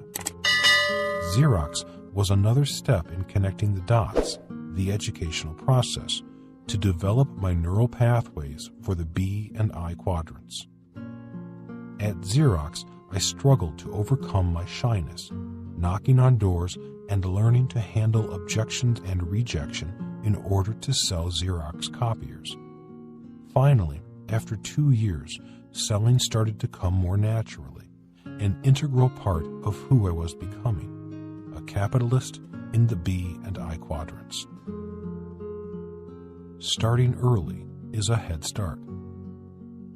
If not for my rich dad's teaching, which began in my first and second learning windows, I might have followed in my poor dad's footsteps, earning an MBA, climbing the corporate ladder, and competing with A and B students rather than hiring them as employees who would work for me. Rather than working to acquire property and production, assets, as my rich dad called them, I might still be working for a paycheck, paying higher and higher taxes, and praying that I wouldn't outlive the money in my retirement account. I want to repeat an important point. I am very pro-education, just not the education taught in traditional schools. If you want your child to be an employee in the E quadrant or a doctor or lawyer in the S quadrant, traditional education is fine. If you want your child to have every opportunity for success open to them, then they must have every opportunity for education. And in many cases, that means a departure from the traditional into less conventional, real-world learning environments and classrooms. The important lesson I've learned is each quadrant is a different classroom, requiring different teachers. Question: what if I cannot get a job with a company like Xerox or IBM? How do I get my own sales training and experience? Answer: sales training and experience is vital for anyone wanting to be an entrepreneur, especially in the B and I quadrants. There are many ways to get sales training. As I mentioned earlier in this chapter, Donald Trump and I both suggest that individuals look at network marketing companies for the training these companies offer. Many network marketing companies provide excellent personal development, fear management, rejection management, and sales training, especially for people who are afraid of selling or are new to sales. The best thing about network marketing companies is that they will not fire you if you do not perform, as Xerox would have fired me if I had failed to sell its products and services. It did not matter how long I worked for Xerox. Every salesperson knew that they were only 1 or 2 months away from being fired if they failed to sell. Rich Dad lesson. Remember, in 1971, once President Nixon took the U.S. dollar off the gold standard, the dollar became debt. This means those who learn to use debt to acquire assets, will have an unfair advantage over those who never use debt or use debt to acquire liabilities such as a house, car, or clothing. Question: what if I don't have enough money? Answer: that is why I recommend taking real estate investment courses. If you truly understand the skill sets in the B and I quadrants, you'll see that you're not supposed to use your own money. Your job is to learn to raise capital using OPM, other people's money, in this case, your bank's, not using your money. Simply said, capitalists know how to use debt to make them rich. It is known as OPM, other people's money. Becoming a capitalist is hard work, and relatively few make it. That is why investing in your education, yours and your child's, is crucial, especially today. People who are not actively studying and learning, regardless of which quadrant they live and work in, are falling behind rapidly. When you read the stories of entrepreneurs, great capitalists such as Steve Jobs, Bill Gates, and Mark Zuckerberg, they began their path to capitalism and educational process in the first and second windows of their lives. So did the Beatles and many professional athletes. This is not to say your child must know their professional calling in their first and second windows of learning. What I am saying is, regardless of their profession of choice, all children will be dealing with money. Why not begin their financial education early so they can better choose which quadrant is the best quadrant, the best classroom for them? My rich dad prepared his son and me for the real world of money. Most schools do not. This is why a parent's love, patience, and guidance are essential through all three learning windows, and why lessons about money need to be a part of what a child learns from an early age at home. Old dogs, old tricks. Today, as an older dog, I notice how slowly I learn and adapt to new technology. I often need to ask for help when using my computer or cell phone. My old neural pathways get in the way of creating new ones. I have a friend, a doctor in his early 70s, who lost a lot of money in the 2007 market crash. He never managed his own money because he turned his life savings over to a personal money manager. The money manager made some bad decisions, and now my doctor friend will not be able to retire for years, if ever. One concept he does not seem to grasp is the concept of cash flow. When I explain to him that cash flows into my bank account every month, he draws a blank. Even when I explain the concept of cash flow using the game of Monopoly, for example, one green house that pays $10 every month, his mind has difficulty with the concept of money always coming in, without the continual investment of his time. All he knows is the concept of capital gains, the profit margin between what you pay for something, a share of stock, for example, and what you sell it for. That is how he was taught to invest when he was in college. He was doing well until the stock market fell from approximately $14,000 to $7,000. Now, he is afraid to get back into the stock market, not sure if prices will go up and afraid that they'll go down. The same thing happened to his house. It fell in value from approximately $4 million in 2007 to $1.5 million today. When I explain to him that I have thousands of rental apartment tenants sending me checks every month, a blank look crosses his face. He does not get it. He has neural pathways that only understand capital gains, but no neural pathways to comprehend cash flow, even though he played Monopoly as a kid. He understands that one greenhouse will pay him $10 a month, but in his mind, Monopoly is just a game for kids. Good news.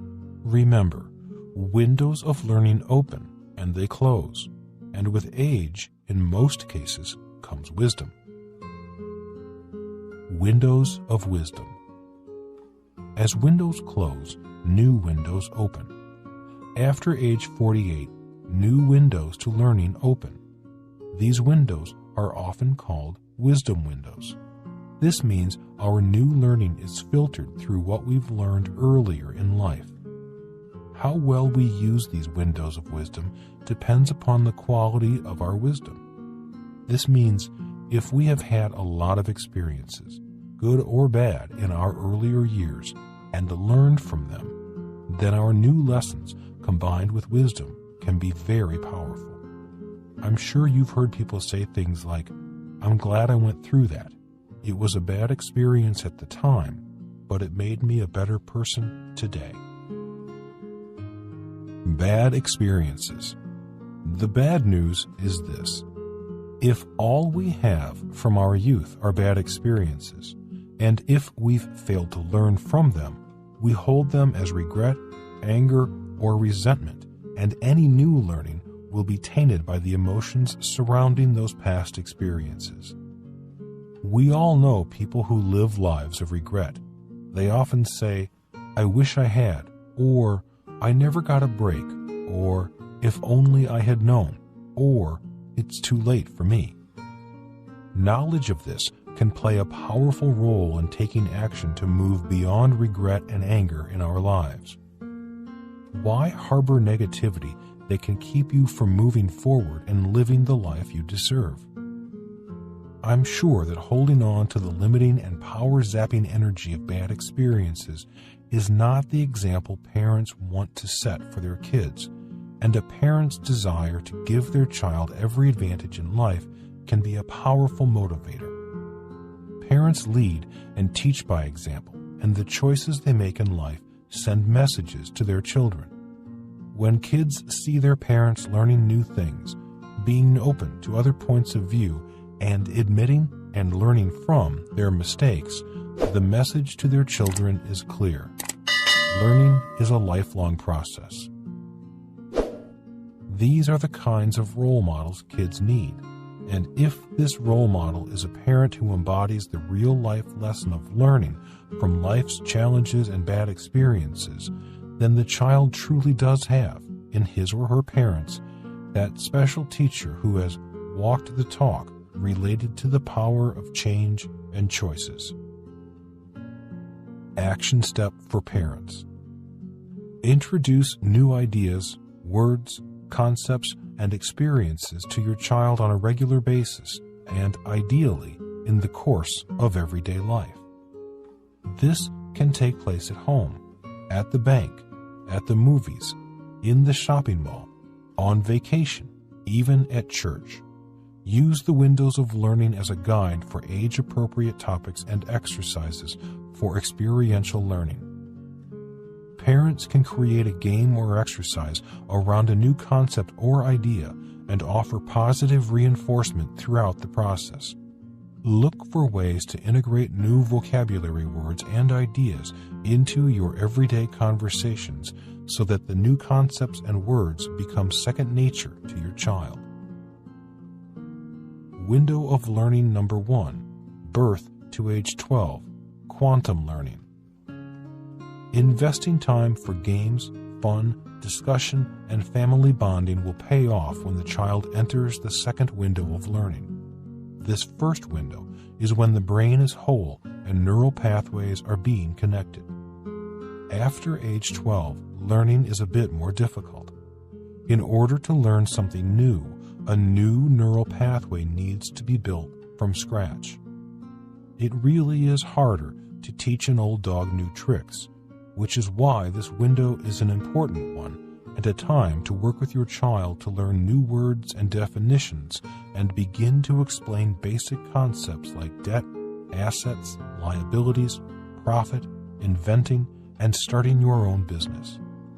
The study guide, Awaken Your Child's Financial Genius, offers games, crossword puzzles, and word search games to reinforce these new words. Window of learning number 2, ages 12 to 24, rebellious learning. This is a stage at which to encourage exploration, so encourage your child to find answers to the questions that arise. Provide the tools to investigate the consequence of actions and be open to discussing the process with them. This is a great time to introduce the concept of consequences. In this stage of rebellious learning, telling a child not to do something is likely to trigger the opposite response. Rather than say, "Don't do something," ask, "What do you think the consequences might be if you did that?" Encourage your child to make their own decisions, and if they falter or fail, don't rush in to rescue them. We learn from experiencing the real-life consequences of our actions and decisions and working through them.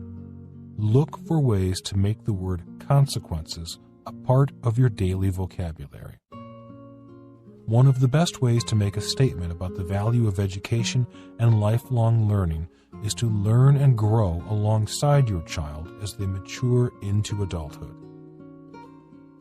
Window of learning number 3, ages 24 to 36, professional learning. As your adult child finds their path in life, it's likely that both your role as parent and your relationship has evolved. If you have established a good relationship with your child and time invested in family financial education nights, chances are that will be paying dividends.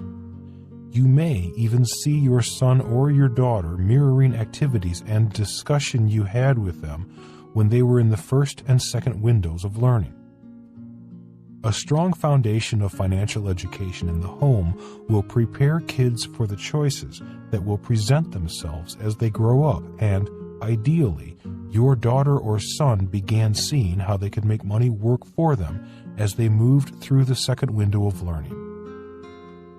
This is a time when parents see their adult child exploring and finding their passion in life, and it's an opportunity for parents to support decisions and choices that will allow their son or daughter to create the life and lifestyle that celebrates their unique gifts and how they will share them with the world. Many young adults leave school, even with a college degree, and still not know what they want to do when they grow up. Today, a child has more choices, careers, and professions available to them. If they have a secure attitude towards learning, they may value learning over money.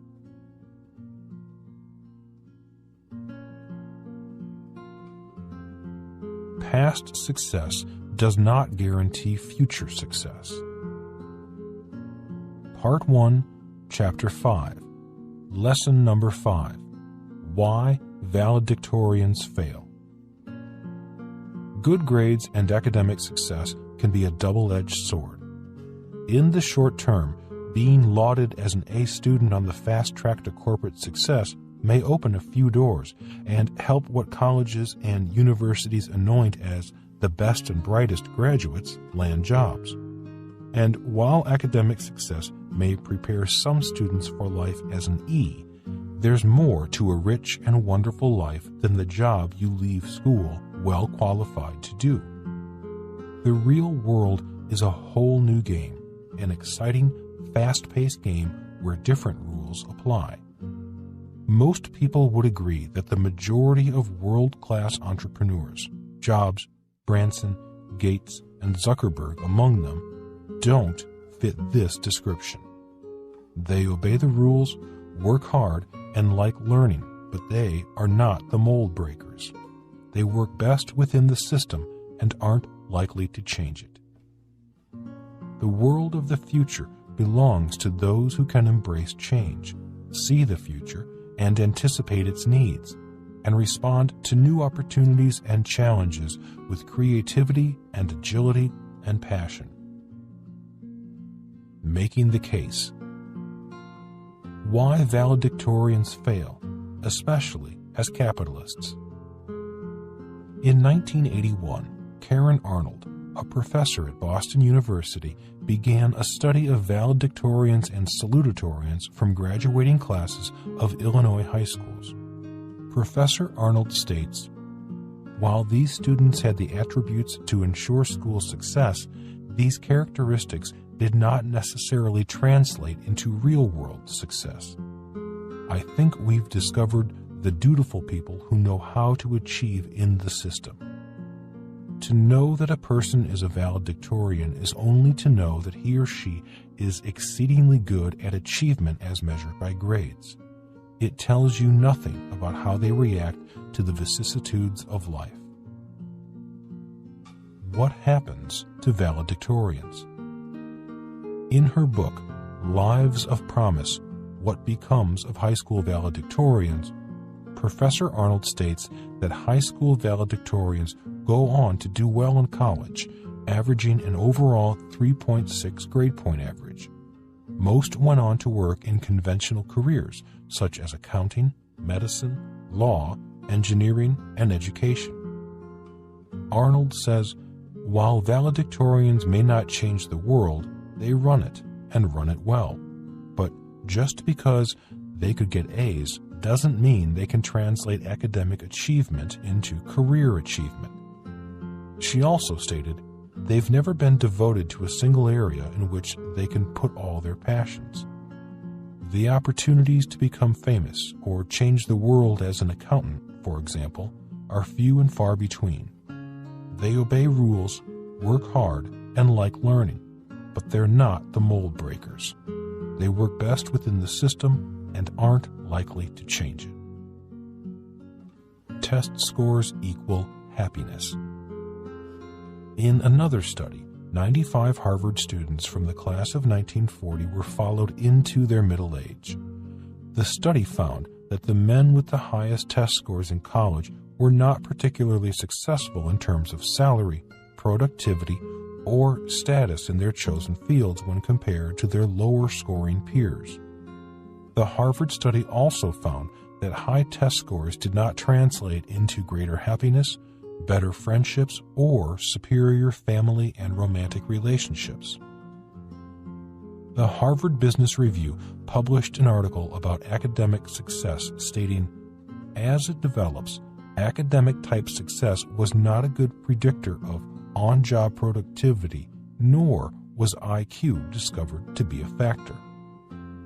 The Harvard article also states, "Many people who get good grades have come to be quite smug about their intelligence, even in the face of repeated failure outside the classroom."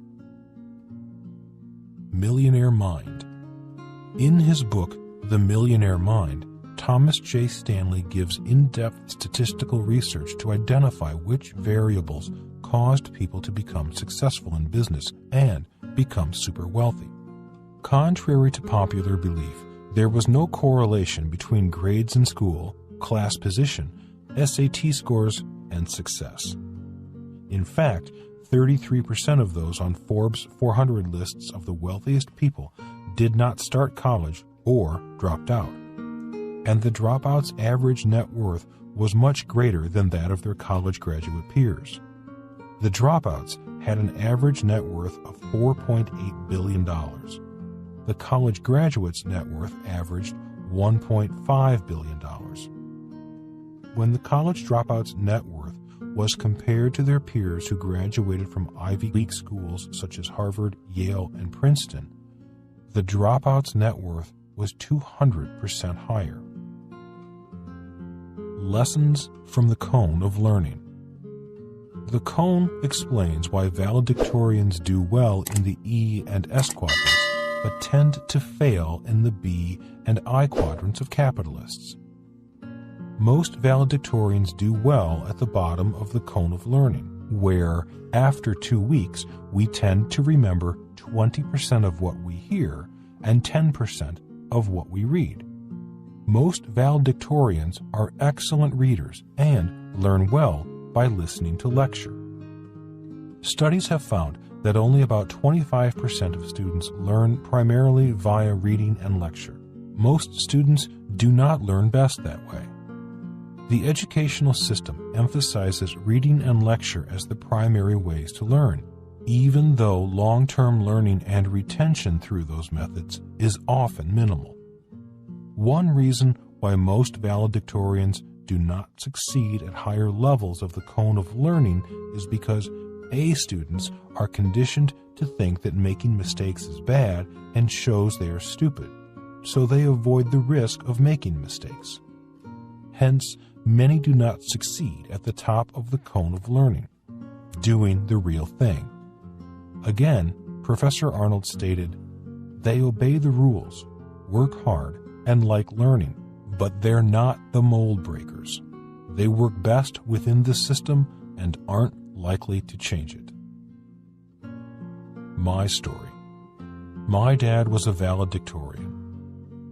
My father came from a family of 6 children. 3 of the 6 were valedictorians, and my dad was one of them. All 3 valedictorians became PhDs. 2 of the non-valedictorians received master's degree. The remaining sibling earned only a bachelor's degree.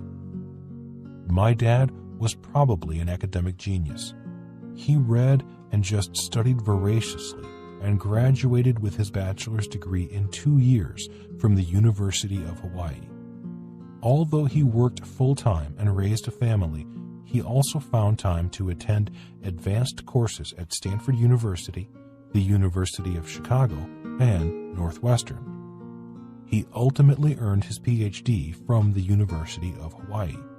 At the same time, he was recognized as one of the 2 top educators in the history of Hawaii.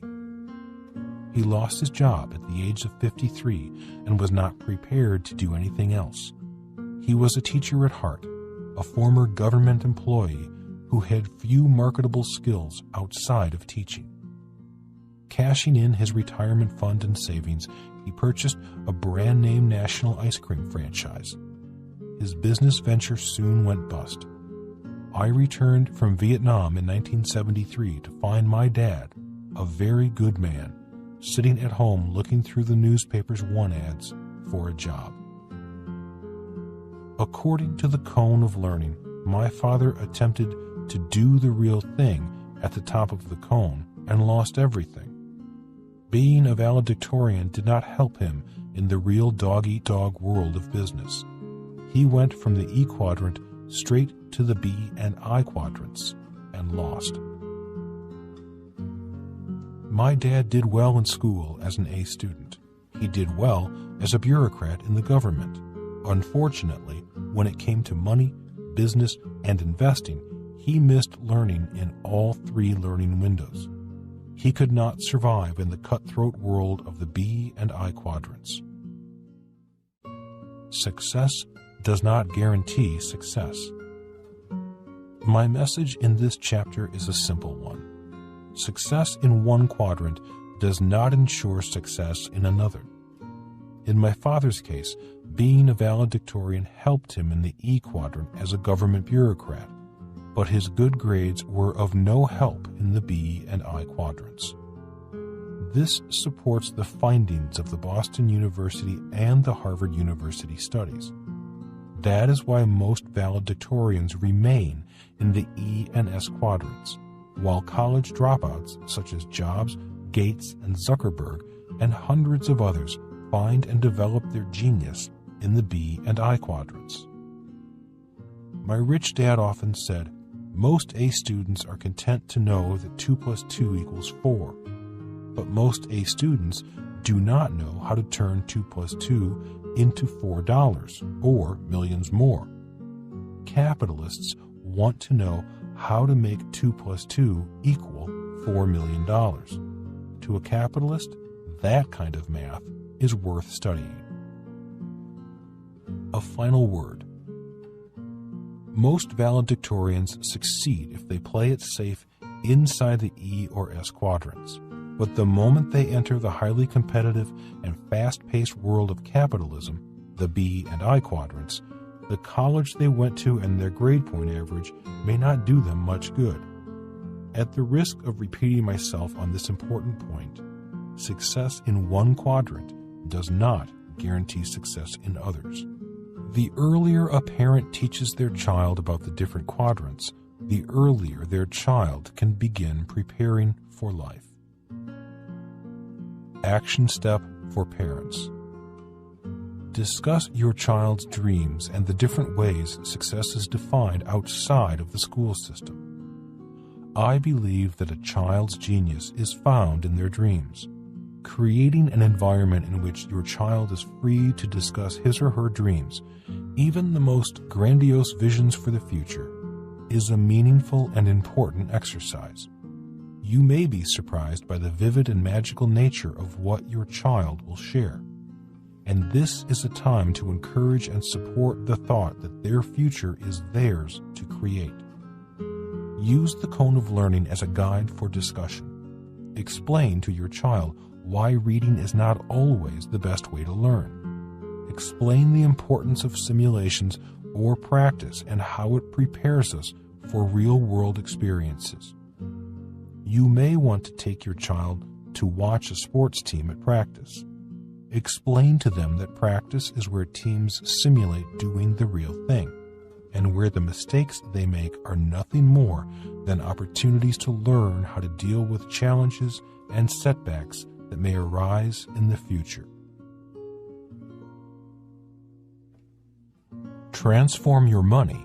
Transform your life. Part 1, Chapter 6, Lesson number 6, Why Rich People Go Broke. The first step in making changes in our lives starts with a change, a shift in context, change in the way we look at things, and the filters we use to process information and experiences. We often see the imagery of a caterpillar changing into a butterfly used to illustrate change. It's a good visual because change is a process, and what we become in the process is as important and powerful as how we emerge. By learning to transform ordinary income into passive and portfolio income, you will have the key to unlocking your future and your child's future. In Chapter 7, I will talk more about the different types of income and why understanding the differences is important. The world is an exciting and ever-changing place. This means new challenges and opportunities all the time. Preparing a child for the world of tomorrow is one of the most important roles a parent plays in a child's life, and it can be a daunting one. Taking on that challenge starts with understanding that our thoughts and actions, what we put into our brains and how we act on that information, needs to change as our world changes. Making the case. Over 2,000 years ago, Greece was the most powerful empire on earth.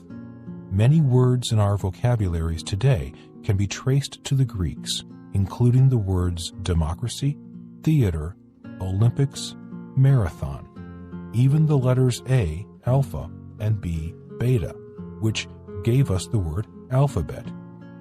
The Greeks also gave us the concept of trial by jury, and, in theater, the tragedy. Today, the spectacular country of Greece is on life support, the basket case of Europe, a modern-day Greek tragedy. A Greek tragedy. On the world stage, Japan, England, France, and the United States also play roles in this Greek drama. If other powerful nations crash, it will be a global tragedy. All over the world, millions of retirees, the global baby boom generation, many of whom were once rich, now live in fear of outliving their retirement savings. Men and women of my generation feel as if they too have bit parts in this, their personal Greek tragedies.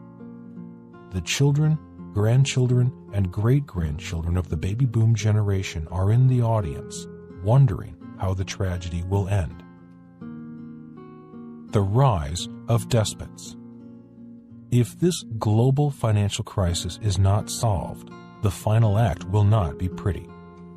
During times of financial crisis, a new type of leader often emerges, leaders known as despots. A few of these leaders are infamous. They are Franklin Delano Roosevelt, Adolf Hitler, Mao Zedong, Joseph Stalin, Robespierre, and Napoleon. It seems ironic that the word despot is a French word derived from the Greek word despotes. I know it may seem like blasphemy to list FDR in this rogues gallery. I am often severely criticized for doing this. He is one of our most beloved presidents. Before turning this book off, let me offer you my reasoning. Reason number 1. Both Hitler and FDR came to office in the same year, 1933. Reason number 2. Both men were elected to solve the same problem, a depression. Reason number 3. Both men failed to solve the problem. Hitler's solution was to go to war. FDR's solution was to go to war, as well as initiate social welfare. The Social Security Act of 1935 is America's most beloved government program. The problem is, FDR's solutions didn't work. Roosevelt simply kicked the can down the road, pushing the problem to future leaders. Today, Social Security and Medicare are huge elephants sitting in the room. The same is true in Greece, England, Japan, and other countries of the world. The problem is, the can cannot be kicked much farther. Does this mean the rise of a new despot? My generation, the baby boomers, claim they deserve their Social Security and Medicare benefits. And they do. They contributed to the social programs. The problem is, all government social programs are Ponzi schemes. A Ponzi scheme is a swindle where the older investors are paid back from new investor money. Most of us have heard of Bernie Madoff, the heavyweight champion in the arena of private Ponzi schemes. He went to jail. What he did is illegal, and, in my opinion, what the U.S. government is doing is immoral. Social welfare is destroying the soul of America. Social programs are cancers growing within the spirit of the people they were created to serve. Social programs do not make people stronger. They keep people weak, depending on the government to solve their problems. I realize there are people who may deserve government programs. Some people are truly in need. The problem is, millions of able-bodied Americans are also on government welfare.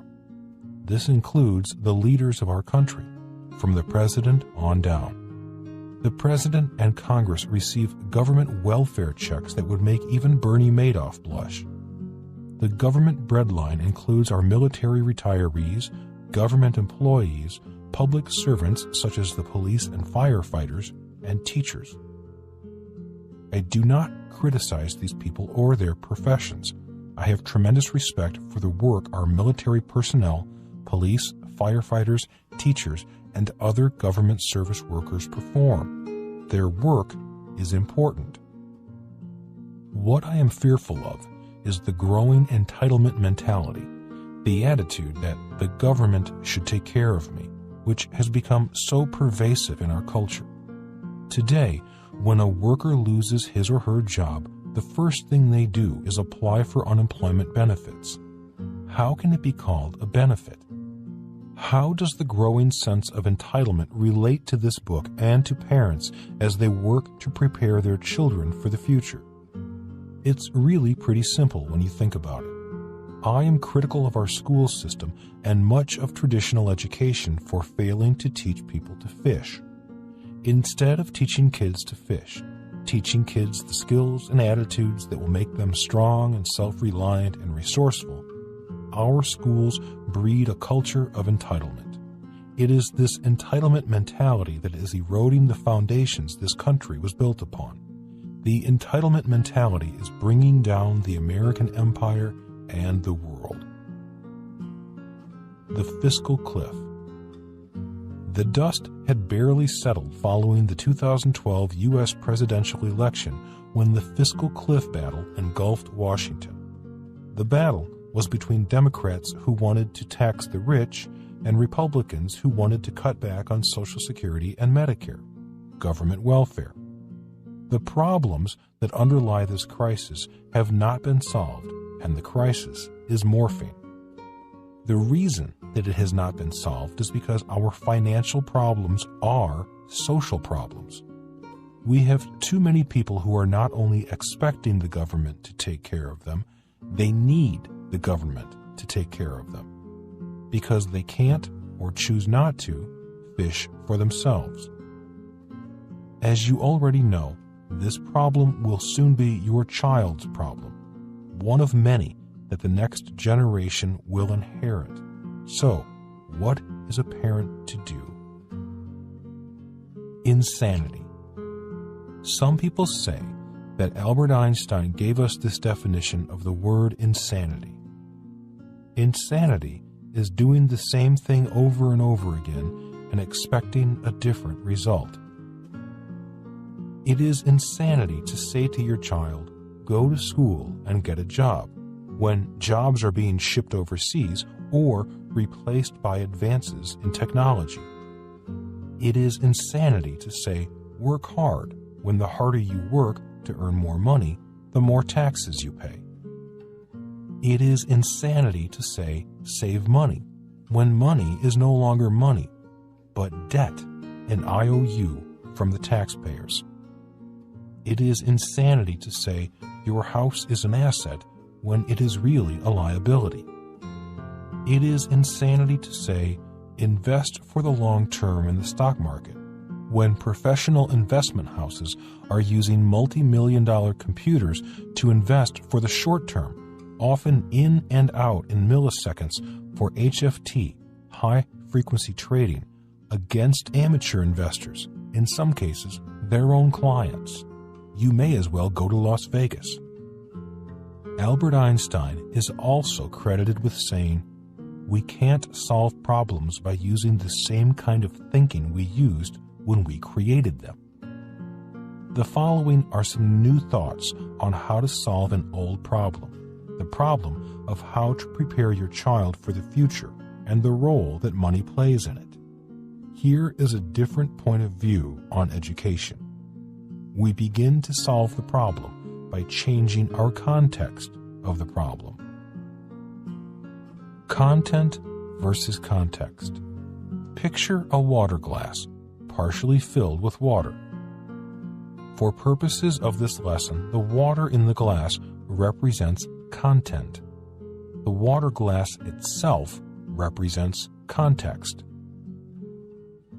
Education is about content. Traditional education focuses on content, reading, writing, and arithmetic. Traditional education does not focus on context, the student. My problems in school began when I did not like the content, the water my teachers were pouring into my head. Every time I objected, saying, "Why am I studying this?" their answers were uniformly the same. If you don't get a good education, you won't get a good job. I've grown to understand that my teachers' responses demonstrated a lack of concern for my context. They assumed I wanted to be an employee. What is context? Context holds the content. Contexts can be visible, invisible, human, or non-human. A person's context includes their philosophies, beliefs, thoughts, rules, values, fears, doubts, attitudes, choices. A poor person's context is seen in their words. I'll never be rich. The rich will not go to heaven. I'd rather be happy. Money is not important to me. The government should take care of people. The reason many poor people are poor is because they have a poor context. In most cases, more money will not make a poor person rich. In many cases, giving a poor person money keeps them poor longer, often forever. This is also the reason why so many lottery winners are soon broke. The same often holds true for sports stars. Notice the shift in priorities, values, and words that communicate a middle-class person's context. I must get a good education. I need a high-paying job. I want a nice house in a nice neighborhood. Job security is very important. How much vacation time do I have? People with a middle-class context typically don't get rich. Many go deeper in debt to keep up with the Joneses. Instead of investing, people with a middle-class context just consume more. They buy a bigger house, take nice vacations, drive expensive cars, and spend money on higher education. Since most people buy on credit, they often find themselves getting deeper in debt, bad debt, consumer debt, rather than getting richer. When they hear there is good debt and bad debt, their context closes. All they know is bad debt, debt that makes them poorer. Most cannot grasp the idea of good debt, the kind of debt that can make them richer. For many of these people, it is best that they simply follow the advice of those who counsel, cut up your credit cards, and get completely out of debt. That is the content, the water, that their context can handle. When it comes to investing, most middle-class people have the context, the belief system, that supports the position that investing is risky. That is because most invest in traditional education for college degrees, but fail to invest in financial education. Examples of statements that reflect a rich person's context might include, I must be rich. I own my own business and my work is my life. Freedom is more important than security. I take on challenges so I can learn more. I want to find out how far I can go in life. Most of these people are true capitalists. They know how to use OPT, other people's talents, and OPM, other people's money. When a middle-class person puts their savings or retirement fund into a bank, the banker lends that money to the capitalist.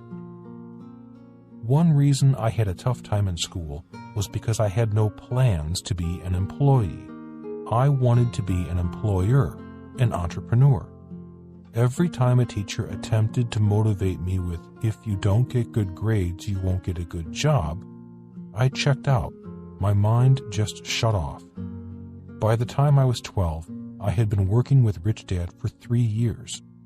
I no longer had the context of an employee. The statement, "You won't get a good job," worked on my classmates who wanted to be employees. It did not work on me. If the teacher had said, "I'm going to teach you how to raise capital so you can start your own business," I would have been all ears. I would have been sitting at the front of the class. I would have said, "Pour that content in." My story. Context before content. When Rich Dad talked about teaching pigs to sing, he saw it as a lose-lose proposition. It wastes your time, and it annoys the pig. His message was, you cannot teach a poor person to be rich until they change their context. Teaching a person with poor or middle-class person's context is a waste of time, and it does annoy them. I have been teaching entrepreneurship and investing for over 30 years, teaching the lessons my Rich Dad taught me. I can attest to the fact that Rich Dad was right. When Rich Dad Poor Dad was first released, it was more than rejected. It was trashed by the A Students Society of the book publishing world. That's why, in 1997, I had to self-publish that book. Most journalists are A students, academics who do not share the same context as C students or capitalists.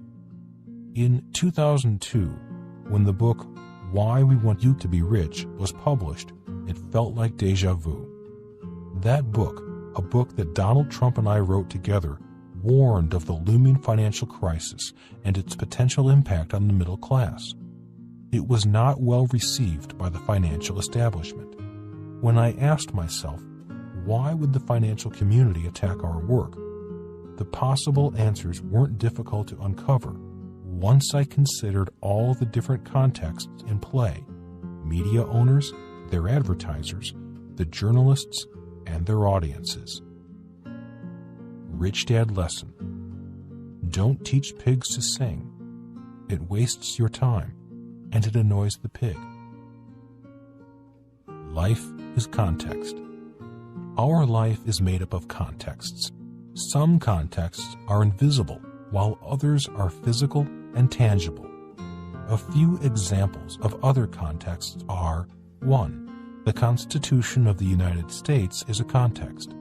The Constitution represents the values on which America was founded and which govern its operation. 2.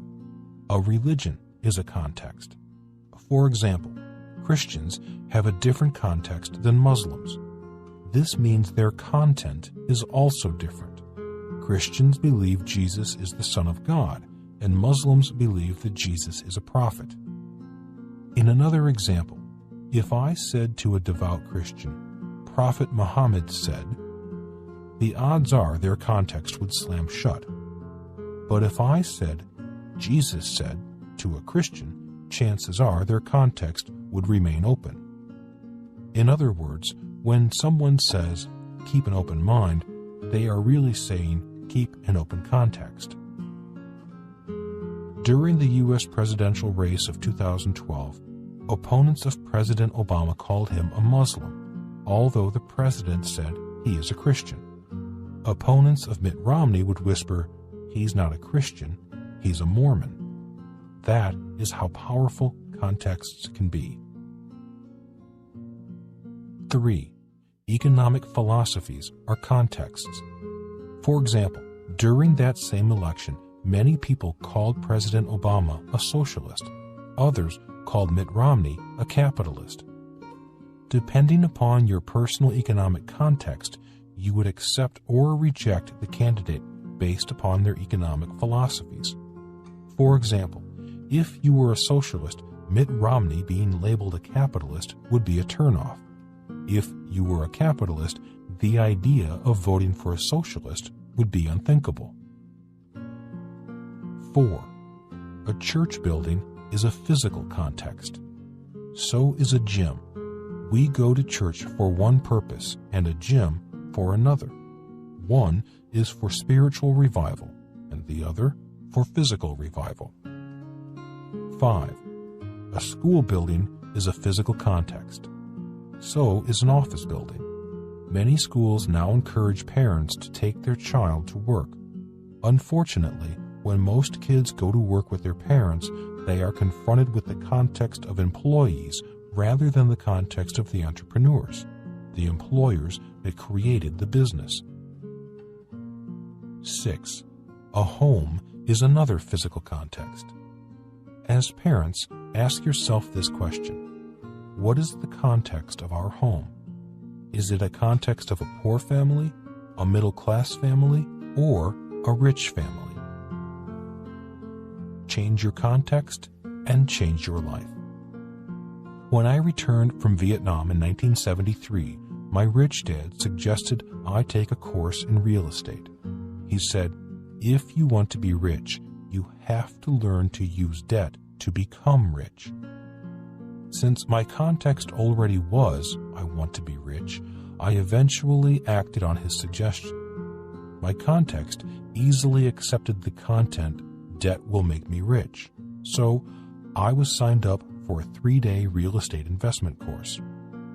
If I had had a poor or middle-class context, I would have said, I'll think about it. Before I take a class on real estate, I think I'll go back to school and get my MBA.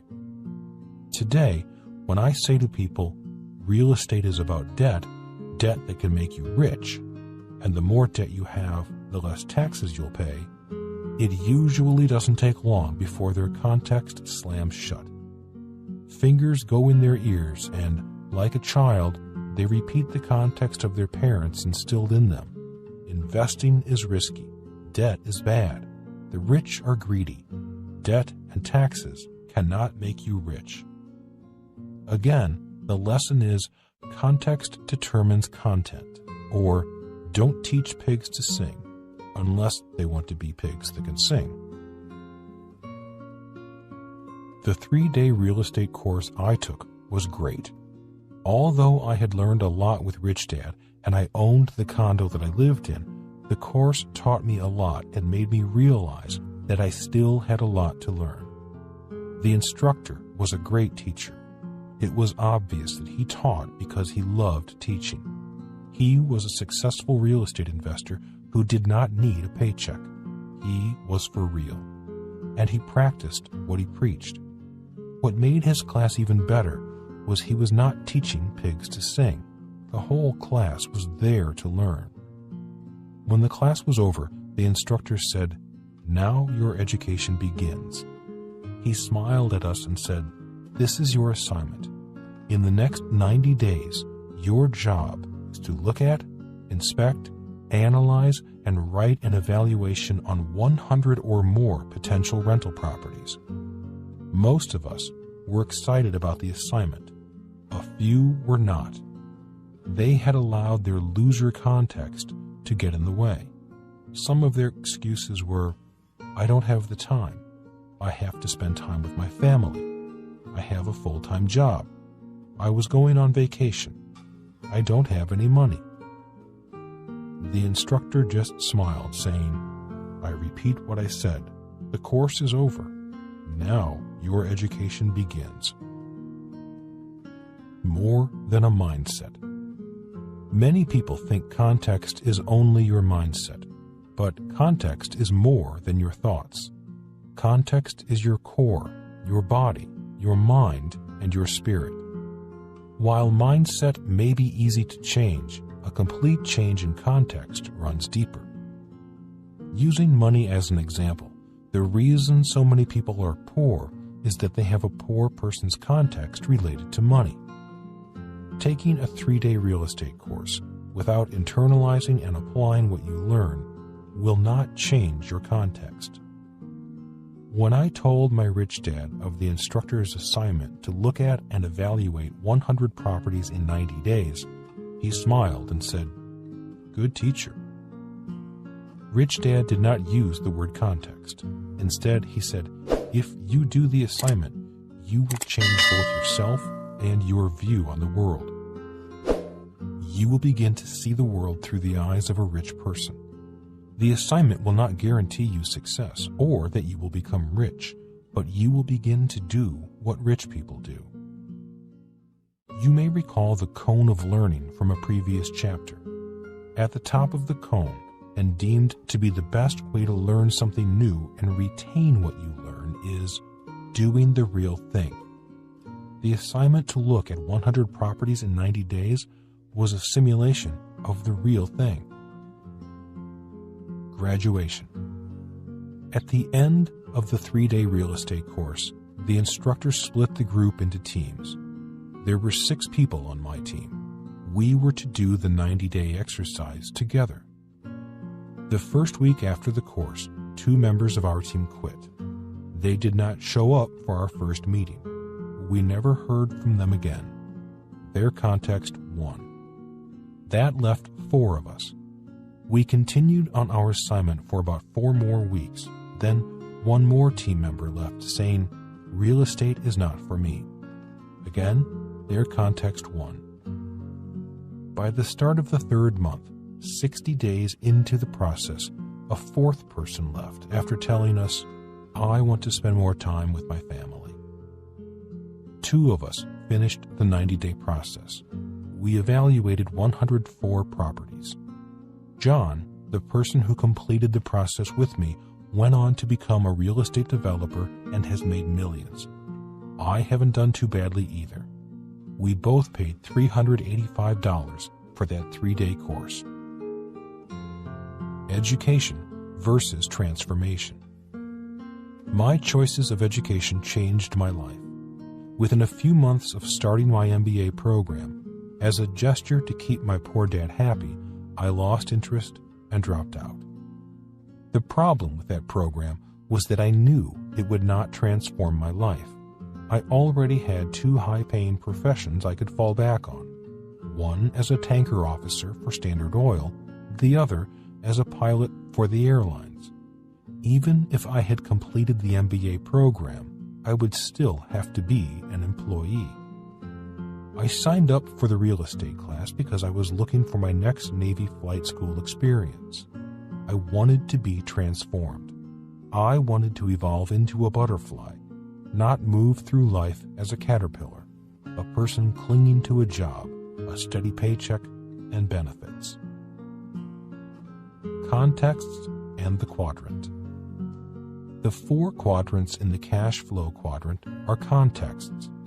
For a person to quit their job to start their own business, they first had to change their context. To evolve out of the E or S quadrant into the B or I quadrants is, again, a change of context. Changing context takes time.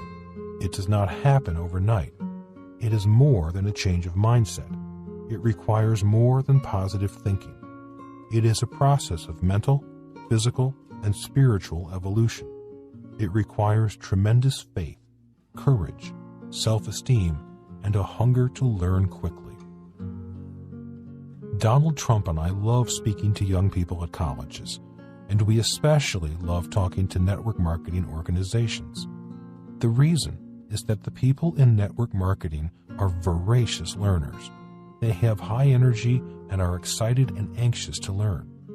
Why are they so energetic?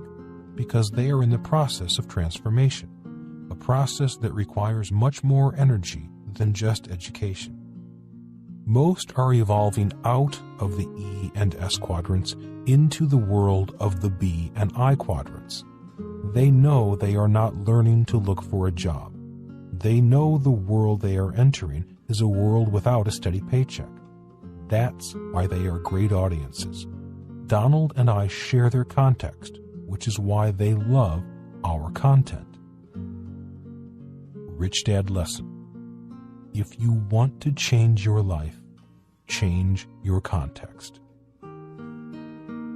The way a person transforms themselves is by transforming their income. When a person transforms their income, they transform their life. Financial education must include knowledge of the 3 types of income. Most people, even A students, learn about only one type of income. The rich work for the additional 2 types of income. Rich Dad Lesson. If you want to transform your life, you need to learn to transform your income. 3 types of income. In the world of money, there are 3 types of income. 1. Ordinary. 2. Portfolio. 3. Passive. These 3 types of income exist all over the world, and in most cases, the poor and middle class work for ordinary income. The rich work for portfolio and passive income. Even the game of Monopoly teaches this vital lesson. In Monopoly, when you buy a greenhouse, let's say you pay $200 and the greenhouse pays you $10 a turn, the player converted their money. The player converted $200 of income from a paycheck into $10 of passive recurring income every month. You do not need to be an A student to understand that transformation of income. Why some rich people go broke. The reason so many million-dollar lottery winners and well-paid professional athletes wake up one day to find they are broke is because they failed to transform their income. Many doctors, lawyers, and high-income S-quadrant entrepreneurs are in trouble today, or not as rich as they could be, because they failed to transform their income. Financial experts say, work hard, save money, and invest in a 401k. But a person who follows that advice is not transforming their money. When people work for money, they are working for ordinary income, the most highly taxed of all the 3 incomes. When people save money, they are working for ordinary income, in this case, the interest on their savings. And when Americans withdraw their money from their 401ks and retirement plans, they withdraw their money as ordinary income. This is true not only in America, but also in most Western countries, although the names of the retirement plans or programs may be different. It is crucial that parents understand the distinctions among the different kinds of income and teach their children how to transform their lives by learning to transform their money. What are the key differences among the 3 types of income? Ordinary income is generally paycheck money. It is the most highly taxed of all 3 incomes. Most people go to school to learn how to work for ordinary income. After graduation, most go on to become wage earners. If you work for money, you are working for ordinary income. Ironically, interest on savings is also taxed at ordinary income rates. And when you retire, your 401k income will be taxed as ordinary income. In my opinion, there are better ways to save for retirement than a 401k plan. Portfolio income is also known as capital gains. Most investors invest for portfolio income or capital gains. A capital gain occurs when you buy low and sell high. For example, if you buy a stock for $10 and sell it for $15, this is a capital gains event with a profit of $5, and that profit is taxed as portfolio income. Taxes are one of the many reasons why I rarely invest in stocks. It makes no sense to me to take risks by investing in stocks only to pay taxes if I win. Capital gains on real estate and stocks are currently taxed at 20%. Dividends from stocks are also taxed at 20%. Passive income is also known as cash flow. In the game of Monopoly, the $10 a player receives for rent on one greenhouse is an example of passive income or cash flow. Passive income is taxed at the lowest rate of all three incomes, sometimes zero. Investing for tax-free cash flow requires the highest level of financial education and experience. This will be discussed more in later sections of this book. Transform your life. The 90-day assignment following my 3-day real estate class was a process of transformation. Just as the cone of learning illustrates, it was a process of simulation before doing the real thing. Simulation in the world of sports is known as practice. In the theater, simulation is known as rehearsals. In school, there is no room for mistakes. A student takes the test, the teacher subtracts the number wrong from the number right, kicks out a grade, and the class moves on. One reason why many A students do not go as far as they could in life is because, from within their context, which in this case is their ingrained belief system, making mistakes means you are stupid. In business, entrepreneurs know that mistakes are learning experiences and, in many cases, are valuable feedback related to their business model, product, or service. The reason I recommend that when people play the game cash flow, they play it at least 10 times is not to win the game, but to make as many mistakes as possible and learn from those mistakes. Each game, especially the ones you lose, actually makes you smarter and more prepared for the real world. As the cone of learning illustrates, simulations, games, practice, rehearsals are what you do before you do the real thing. Why students fail. One reason that being an A student does not guarantee success in life is because there is more than the one intelligence recognized by the school system. In 1983, Howard Gardner, a professor at the Harvard Graduate School of Education, published his book, Frames of Mind, The Theory of Multiple Intelligences. The following are brief descriptions of Gardner's 7 intelligences. 1. Verbal linguistic. People gifted in verbal linguistic intelligence tend to be good at reading, writing, and memorizing words and dates. They learn best by reading, taking notes, and listening to lectures. These people are left brain dominant. School is relatively easy if you are strong in this intelligence. Most A students are strong in verbal linguistic intelligence. Many go on to become journalists, lawyers, authors, and doctors. 2. Logical, mathematical. Those gifted with this intelligence do well in math. They are comfortable with numbers, numerical problems, logic, and abstractions. These people are often left brain dominant. Students with this intelligence also do very well in traditional education environments and often become A students. Many go on to be engineers, scientists, doctors, accountants, and financial analysts. 3. Body kinesthetic. These students are often gifted physically. They tend to learn better by moving around and by doing. This intelligence comes out through the gym, football field, dance studio, acting studio, wood shop, or auto shop. Professional athletes, dancers, actors, models, surgeons, firefighters, soldiers, police, pilots, race car drivers, and mechanics are often gifted with this intelligence. 4. Spatial. This intelligence is strong in art, visualization, design, and solving puzzles.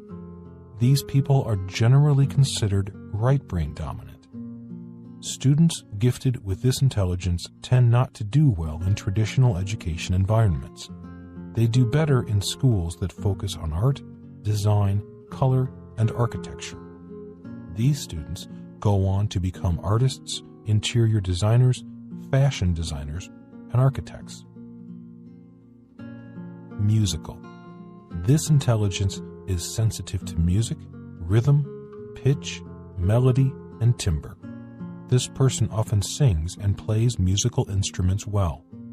This intelligence does not do well in a traditional education setting. A person with this gift is better off in musical environments of learning, such as schools for the performing arts. 6. Interpersonal. These people are communicators. They are usually popular and extroverts, displaying sensitivity to others' moods, feelings, temperaments, and motivations. A person gifted with this intelligence often does well in school, especially in popularity contests such as running for student government. These people tend to go into sales, politics, teaching, and social work. 7. Intrapersonal. This intelligence is often called emotional intelligence. This intelligence deals with self-reflection and being introspective. Emotional intelligence refers to having a deep understanding of yourself, knowing your own strengths and weaknesses, and what makes you unique, with the ability to handle reactions and emotions. Intrapersonal intelligence is crucial for high-stress environments. In fact, intrapersonal intelligence is critical for success in almost any field or profession. The success intelligence. Intrapersonal intelligence means communicating within yourself. It means being able to talk to yourself and control your emotions. For example, when someone who is angry says to himself, "Count to 10 before you speak," that person is exercising intrapersonal intelligence. In other words, he speaks to himself before he opens his mouth and lets his emotions speak. Intrapersonal intelligence is important for success, especially when times are tough and a person wants to quit or is fearful. We all know people who are highly emotional. Rather than think logically, highly emotional people tend to let their emotions run their lives, often saying or doing something they may later regret. Emotional intelligence does not mean being void of emotions. Emotional intelligence means you know it is okay to be angry, just not out of control with anger. You know it's okay to feel hurt, but it is not okay to do something stupid in the name of revenge. Many of us know a person who is very intelligent, let's say in math, but allows their emotions to damage other parts of their lives. Addictions are often caused by a lack of emotional intelligence. When frustrated, angry, or fearful, a person may eat, drink, have sex, or do drugs to numb the emotional pain. Some people go shopping when bored, spending money they do not have. On the positive side, we all know people who have been subjected to extreme abuse and have risen above it. One example is Nelson Mandela. He was wrongfully imprisoned in South Africa, yet emerged a great man rather than an angry man. Eventually, he rose to be the leader of the country that had imprisoned him. Greatness is often a reflection of a person with high emotional intelligence. Again, emotional intelligence is often equated with success intelligence because successful people are successful at managing their emotions, especially in stressful situations. These are all comments describing a person with high emotional intelligence. She is cool under pressure. She achieves her goals. He controls his temper. He can see both sides. He quit smoking 5 years ago. He'll be truthful even if he looks bad. She keeps her promises. He's persistent and disciplined. She doesn't make excuses. He admits to his mistakes. These are also comments often made about successful people.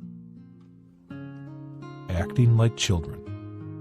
Most of us have seen children cry when unhappy, complain when they do not get their way, quit when tired, become selfish with their toys, blame someone else for their mistakes, lie, run to mommy and daddy for security, become jealous when a friend gets a new toy, refuse to pick up their clothes, expect to be given everything. Most adults can tolerate these behaviors in children because After all, they are just children. Most adults will say they'll grow out of it. Unfortunately, many people do not outgrow these childish behaviors. Many adults become skilled at disguising or hiding their emotional immaturity behind their facade, their act. We have all met adults who smile and are polite when you first meet them. Then, after you get to know them, you meet the rotten kid hiding behind an adult mask. Once we get past a person's act and get to know them a little better, we often see their lack of emotional maturity. You may hear this immaturity with statements such as, "You can't trust him. She will tell you anything you want to hear. He smiles and then stabs you in the back. He loses his temper easily. He'll quit when the going gets tough. She's a complainer. He cheats on his wife. She's greedy. He can't take criticism. She loves to gossip." In other words, many people grow up physically but fail to grow up emotionally. Many adults are still little kids on the inside. They go to school, get a job, and the little kid inside shows up at the workplace. They get their paycheck, and once again, the little kid shows up and spends the money. The years go by, and one day they wonder what happened to their lives. They've worked for years but have nothing to show for it. It is this lack of emotional development that often hinders adults in the real world. Many adults spend their lives doing what they want to do rather than doing what they need to do. Emotional intelligence is essential for long-term success. In practice, it may mean going to the gym rather than staying in bed, taking financial education classes even if you don't want to, being kind when others aren't, going for a walk rather than eating, not having a drink even if you want one, telling the truth even if it makes you look bad, making a phone call you don't want to make, volunteering even when you are busy, controlling your temper instead of losing it, turning the TV off and spending time with your family, especially if your favorite show is on. Simply said, growing into an adult often means growing up emotionally. Caterpillar to butterfly. When my 3-day real estate course was completed, my transformation began. Evaluating 100 properties in 90 days was not really that hard. Almost anyone could do it. All I had to do was keep going for 90 days and apply what I had learned. Like most people, I did not have much money. Marine lieutenants don't make much money. And I did not have much time, since I was still flying for the Marine Corps and taking night classes for my MBA. The 90 days was a test of my emotional intelligence, the success intelligence. At the end of the 90-day period, I knew exactly which property was going to be my first investment, and I knew why. I was excited. As Rich Dad often said, I was seeing a world few people ever see. The property was a 1-bedroom condominium on the island of Maui. It was across the road from one of the most beautiful beaches on the island. The entire development was in foreclosure, and the price of the condo was $18,000. I did not have the money. I didn't even have the down payment. Following what I was taught, I used my credit card to pay $1,800 for the 10% down payment. The seller financed the remaining $16,200. After all expenses were paid, including the mortgage payment, I put $25 net in my pocket each month. This little deal changed my life. Although the passive income was not big money, my personal transformation was huge. I now knew I could be rich. I now had my Rich Dad's context. I knew I would never need money again. I knew I could never say, I can't afford it again. More importantly, my life was transformed from that of a C student on the grading scale of academia to a C student in the world of capitalism. My desire to learn was exhilarating. I no longer cared what my high school and college grades were. The only report card that counts for C students in the world of capitalism is their financial statement. How did you do it? When Kim and I retired, she was 37 and I was 47. Many people asked us how we did it. To say that it was tough to explain is an understatement. Imagine telling normal, often well-educated people that we used debt and taxes to get rich and retire early. Rather than talk, we spent the next few years creating our cash flow game. It is the only game in the world that uses a financial statement as a scorecard. The purpose of the game is to teach players how to transform their ordinary income into passive and portfolio income. Many players report the game changed their lives. It changed their lives because the game was designed to change a person's context. My life changed.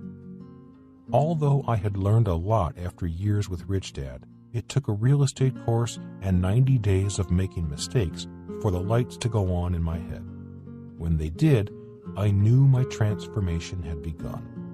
$25 a month is not a lot of money, yet it was a giant step into the B and I quadrants. My point of view had changed. My focus had changed. My transformation was beginning.